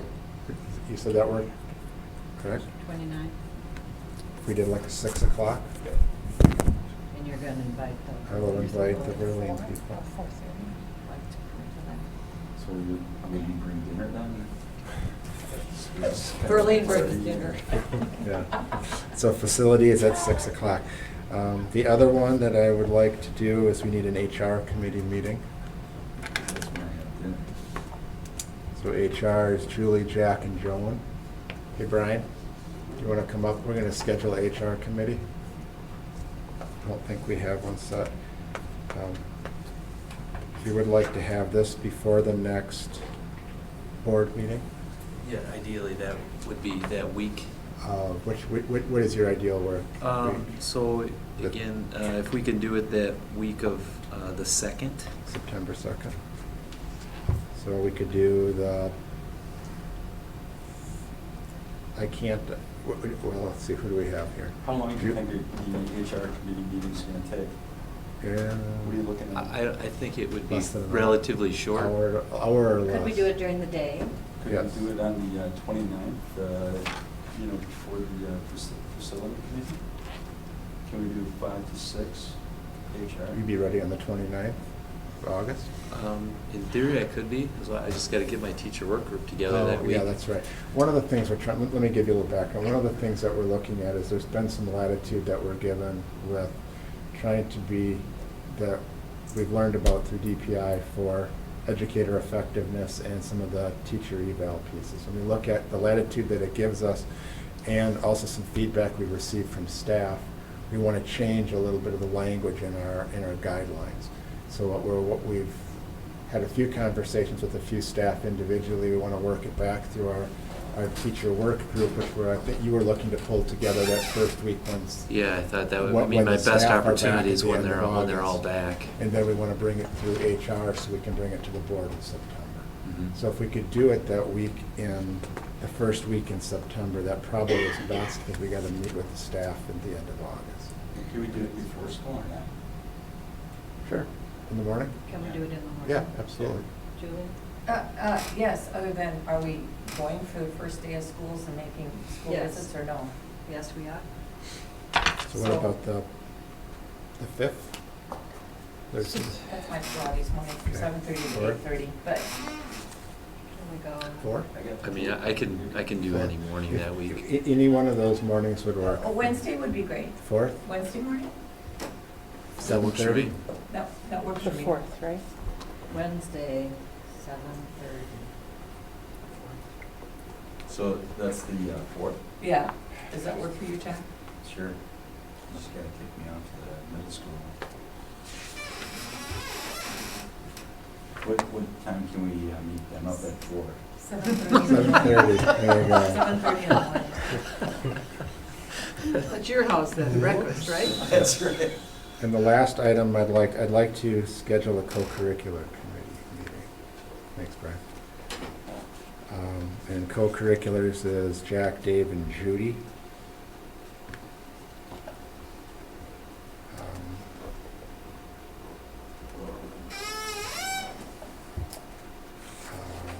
I'm pretty open. Let's try to see what's going to be best here.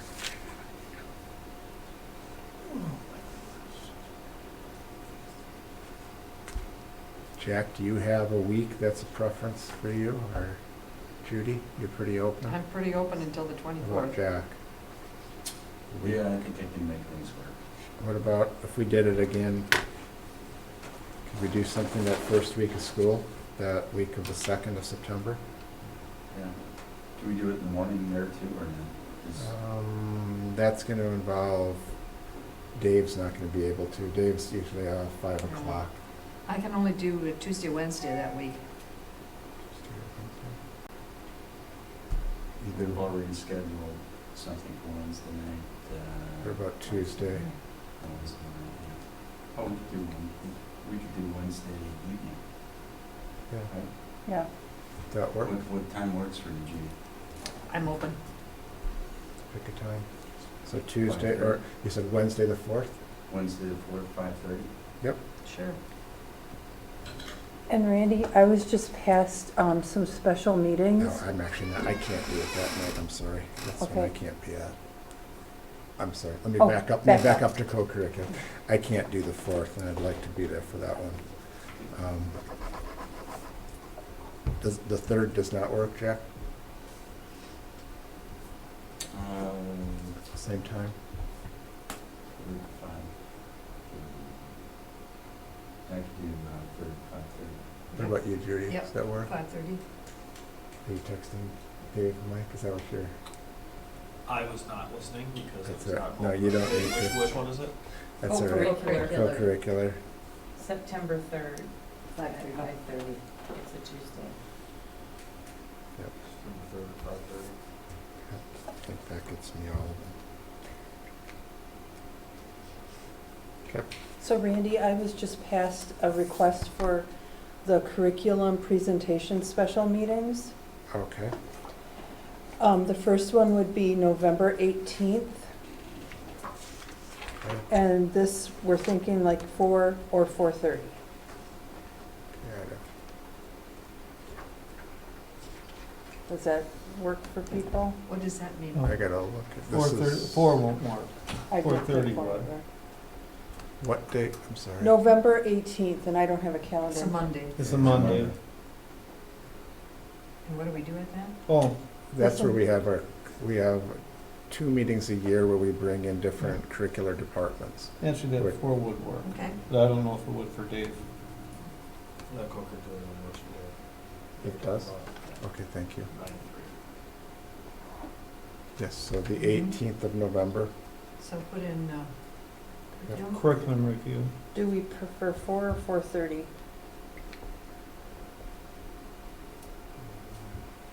I'm thinking 4:30 would be better for Dave. Yep. Yep. And then the second one would be January 27th.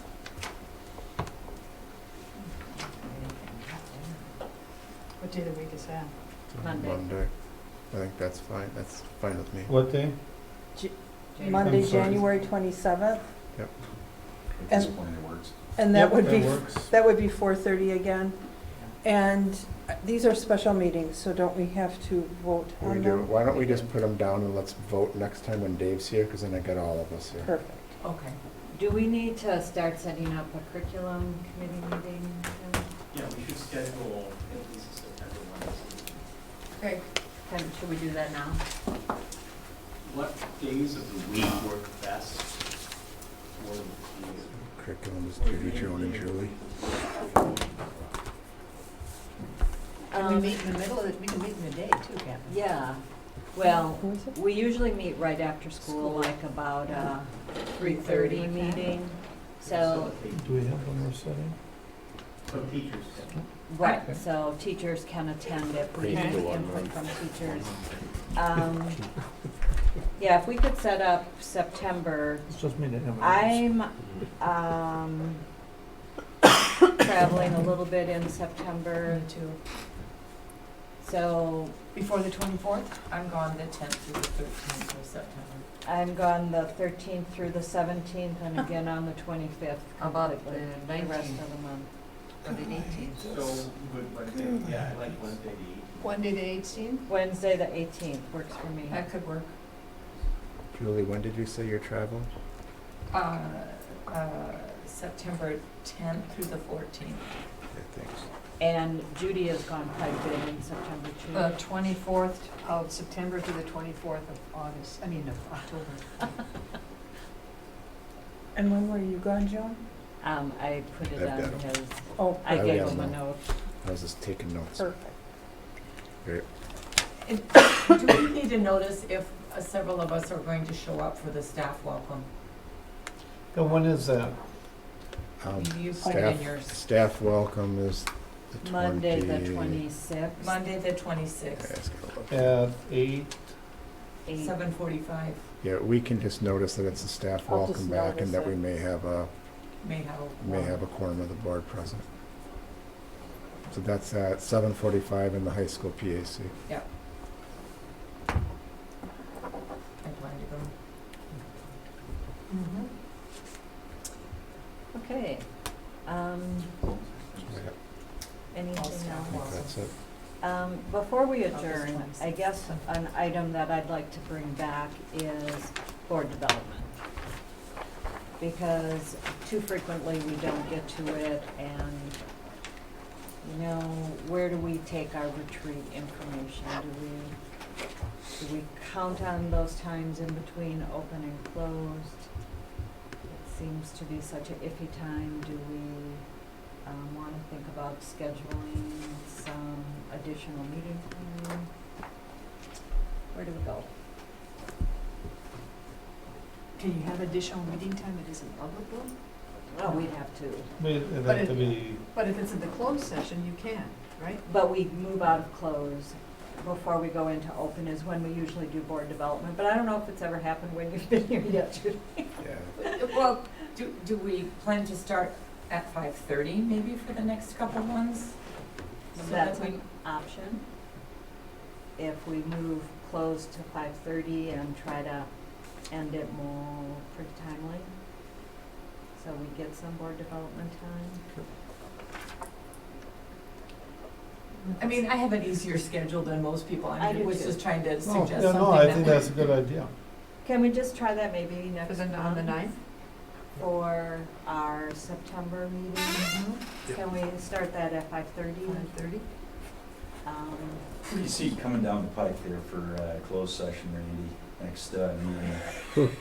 You know, We thought this was gonna be a 15-minute I told Dave closed last week session. this was gonna be a fast one. I feel don't bad know. it got delayed another month, I do I have to know. tell you though. I do 'cause too. I don't We see had a good lot right momentum. now, Jack. Yeah, because it's basically new hires. It's new hires, I mean, it's just things like, some of our discussion tonight was just unanticipated. So I anticipate it'll be straightforward. Yeah, I anticipate it being straightforward. I would suggest that we probably have our closed session, make sure that we can start at 5:30, make sure that we're out of the closed session by 6, and then from 6 to 7, you've got. And we have an hour. Hit it. You've got an hour. Let's hit it for an hour. We Let's have do it. expectations. Next month. And, Let's do it. We got an hour. Great expectations. yeah, and we spent 4 hours, so we know exactly. That's where September we're 9th. going. Right. September 9th. Yeah. We're gonna start at 5:30. So do we need to I think if we just propose vote, that? yes, or just propose vote it, on that's, that? yeah. We Why don't you you just vote on it and then we will. Can you put it on like an agenda item so that it happens? Yeah, we can do that. It is. One of the pieces I It is, and it just, It's been there, Jack. We just don't get to it. you want a time with it, is what I you want want. a time. You want some I time can with do it. that. Yeah, we can do that. Timeline. Yeah. Time, so we set our expectations. Yeah, one of the things that it's on a related topic, is as we start to move forward with, and I know one of the things we talked about at the retreat was kind of agenda development and some of those pieces. As I've kind of reflected on the retreat piece, and particularly looking at really this, it was great to be able to sit back and really kind of listen as far as where people were coming from and what we were hoping, I think, to come out of the retreat with. But one of the pieces that I think might be helpful, and I wanted your feedback on before we did anything administratively, is there's many things that we're doing district-wide. You see them in budget requests, and you see them in the unfunded budget requests that come through the budget reports. And I think the question that I've had, as I've had some individual conversations with members of the board, is trying to tie them back to really what's the vision for that position? What's the reason for that position? And you can kind of broaden that out. We have had conversations, and we do have really a direction that we generally are trying to go in different areas of the organization. And I thought, as part of a way to help, at least help frame up what some of the priorities of the board might be, is to hear over the next few months, what are some of the high-level visions we have for different areas of really off of our strategic plan. Tie into some of those, where some of these budget requests fall, and then it gives you an opportunity to say, is this something that you agree with? Are there questions that you have? Are there things you want to see different? And ask questions about really the context of where those things fall. But as I see us working towards a referendum question, and I foresee a question that's going to be and exceed the caps, potentially to include some things programmatically that we just haven't been able to fit into our regular budget, I think a context of seeing where some of these things fit and having board involvement on what are your thoughts on the vision and direction that administration has around these, to me that might be helpful. And I'm just asking the board if you feel that that would be helpful in the work that you're trying to lead to. I think it would be very helpful. Yes. I think in that hour that we spend, maybe the first 15 minutes we talk about the agenda, what do we want on the agenda? We all come back with homework and say, hey, this is how we. Yeah, actually, that's what I want. I mean, I actually had a discussion topic, and it is, who's responsible for the agenda? How do we get items on it? What, a discussion between a committee structure versus doing more work as a full board, which I know we've talked about. And then, here's our this is what we currently do at every meeting. Do we want to reorder it do we want to delete some of it? Should it be there every month, or, this was my discussion for tonight, which might be helpful because this is where I'm going. I think we need to go. That would be helpful for all of us Yeah. to have that. But I think if we, you know, to your point, Randy, you know, if we, maybe for the first half hour, we talk about the agenda organizing, and then the last half hour, you know, we throw up priorities, Yeah. you know, and we all have different priorities, right, as we come to this board. And I think if we all threw the priorities out there, then you can kind of synthesize it down into where does it fit in the budget, and do we all agree? And part of what I've looked at is, last year ago, we approved really our strategic planning framework. And all of those pieces had a level of a vision of where we want to go with them. And I guess from my perspective, as I'm kind of looking through it kind of linearly, is starting with, kind of back up from all the blue boxes and those reports that are coming here that are giving you the update, and sit back and say, where did these really come from, and where do we want to go with them? And that can fit into some of the priority pieces, because we've identified some of them. You see them on budget requests, but don't all of us necessarily connect them in of what we're trying to do. And I think then if there's things that the board wants to see additionally, those can be added in.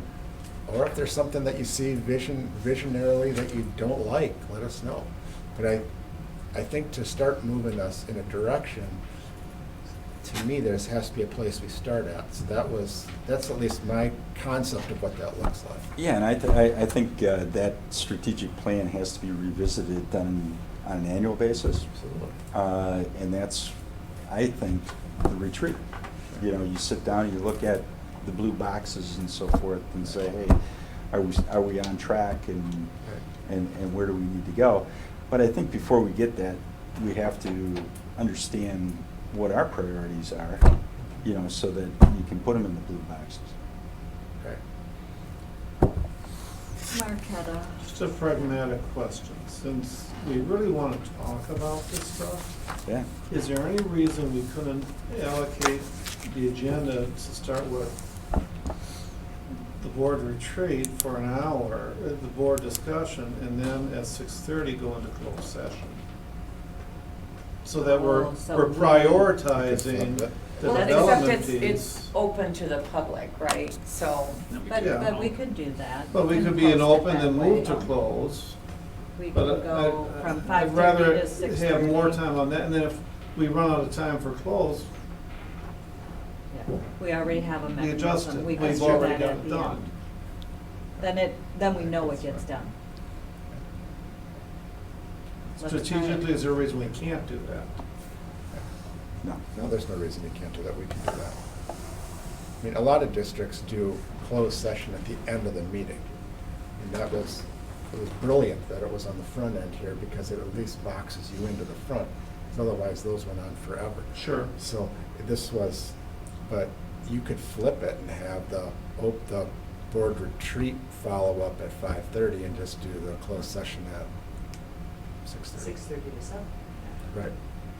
I'm just thinking, it guarantees us, at least for meeting Right. one, yep. Right. a quantum We have- number. We have an hour. And we have to be sure that David knows we're starting at 5:30. So I just want to clarify my question, is to see, because what I'm looking at is we have very few, we're together once a month.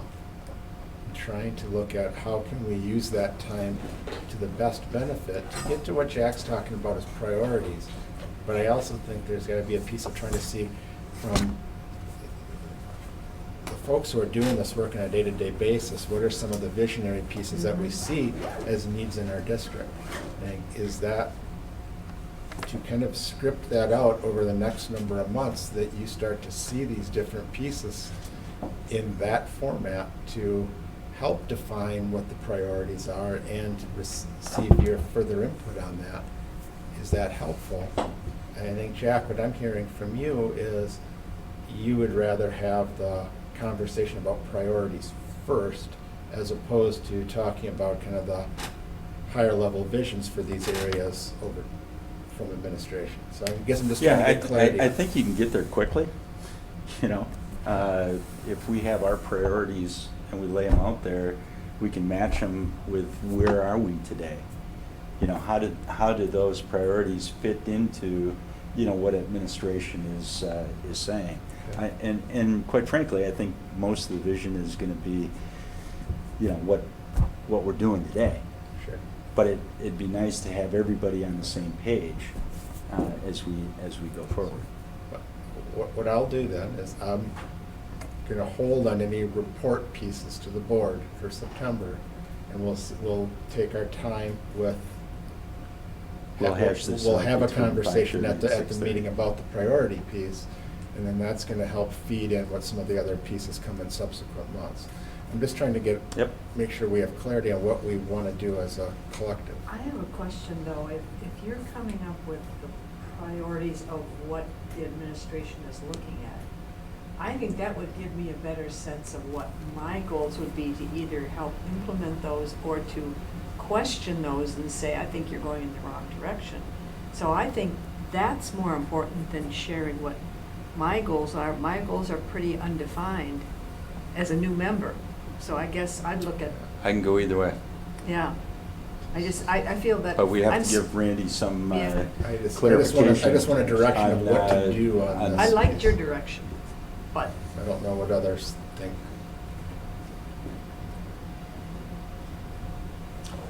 I don't want to take this strategic plan and say, this is my priority off of this, and then we're gonna guide our administration to follow my priorities. I feel more like Judy does, that to me, they spend a lot of time with their staff in June doing their self-analysis and coming up with where they feel they need to go. And I think before I can come up with what I value, I need to hear that as well. What are the priorities coming from them so we can move in the same direction? I really don't want to set the course for them in isolation.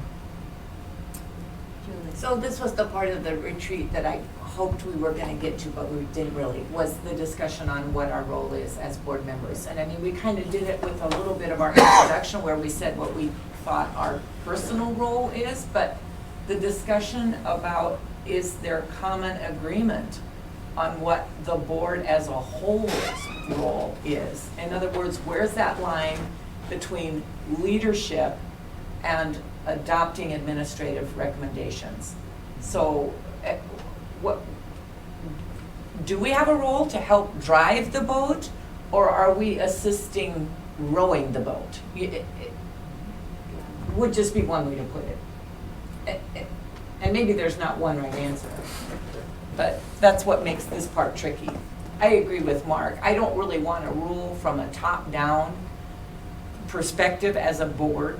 Personally, I would rather support and be on the same page with priorities, and I would prefer they bubble. I would prefer Through us. personally, Randy, Yeah. to set those priorities, but a report that I kind of would like back at the table is the building goals. Yeah. See, and I Can we think all have of those- building goals? I think all of those things, I think we're spanning a lot of topics here. Mhm. Because one of the things that we're looking at is priorities. We're looking at building goals, which absolutely is part of what has been very evident that they're wanting to bring back. But And then Randy, there's- I would submit that is a priority. You want to understand what the building goals are. Sure. And Absolutely. that is a priority. If Randy doesn't know that, or if the administration doesn't know that's a priority of the board, then he's Then what are we doing? Yeah. just going to fit that in. So maybe we need to do a little of each, Jen. Maybe we need to have Randy's vision. Mhm. And, I mean, we have an hour, and if we orchestrate it and, you know, be pretty mindful of our time, maybe we also can share things that, you know, are our passions, you know, and I think maybe we can do a little. And what I see is, I don't see this as in a half hour, I just lay out the district bid. I mean, I see, we pick on one budget item we approved here tonight, and it was, we added a social worker per the dollars that was available through, that's part of a bigger plan to really address kind of social emotional learning and student mental health and many other areas. And I'd like to be able to say, here's kind of what our vision is for where we're trying to, in a broad sense, go. Here's where some of these things fit. And I think that provides an opportunity from the board to say, do you agree with that? Do you have questions about it, etc.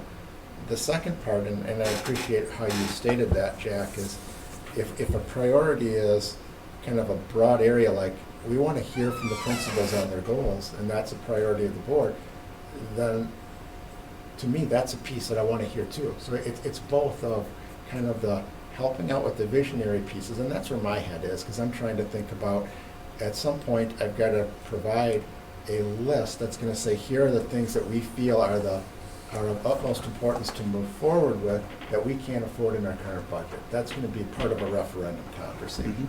But I want you to build out a context of where those fit. And what you're saying is what you want to hear are more from the buildings and what's happening with their goals. And so I want to frame up both of those. Yeah, that's one, you want that at the board level. Yeah. Mike, what do you want at the board level? And that way, what it's doing is it's giving administration direction on what the heck we want to hear from administration and what's important to us, not rowing the boat. We're not just We are not helping to rowing the steer boat. too. So let me just kind of build off of what you said, because that might be helping me here, is potentially where we want to start is having that conversation around this table during our retreat time next month. Because part of what could come out of this, another one I would throw out, is you want to hear the vision for administration on the instructional parts of our strategic plan. That could be a priority that then we build off of. Is that generally what you're... And then you could have out other of that- ones that people want. Out of that, now you can set up your annual meeting schedule, saying, okay, we know that the building goals are going to be in May. That gives everybody an opportunity. They know that in May you're going to be called upon to report to the board. It gives everybody time, everybody visibility on whatever it is. It could be budget. It could be, facility. We're going to talk about referendums. What's that referendum plan? When should we be talking about that? And again, it just... No, that helps me understand some of those pieces. Does that seem like a good place to start for next? I know you had some other agenda items there, Joan, but is that a good place and a comfortable place for everyone to start? Because I agree with you. One of the things I'm looking for is just the direction to be able to figure out kind of how we can, one, move the district forward. That's the primary issue. But two, is trying to meet the needs that you have and trying to help be part of that. So it's how do we do that together?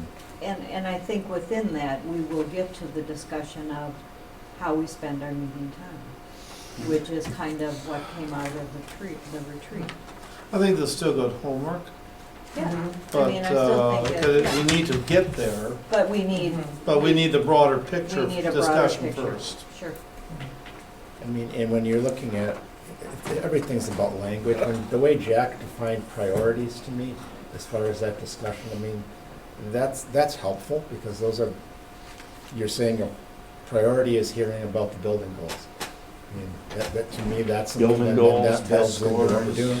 A priority might be learning more about the vision of X. Yeah. It could be, I mean, to me, that's a place that would give direction to where we're at if we kind of define priorities in the way Jack described it. Okay, Motion to adjourn? motion to adjourn. Second. All in favor? Aye. Perfect. Thank you. All right, Mike. I do.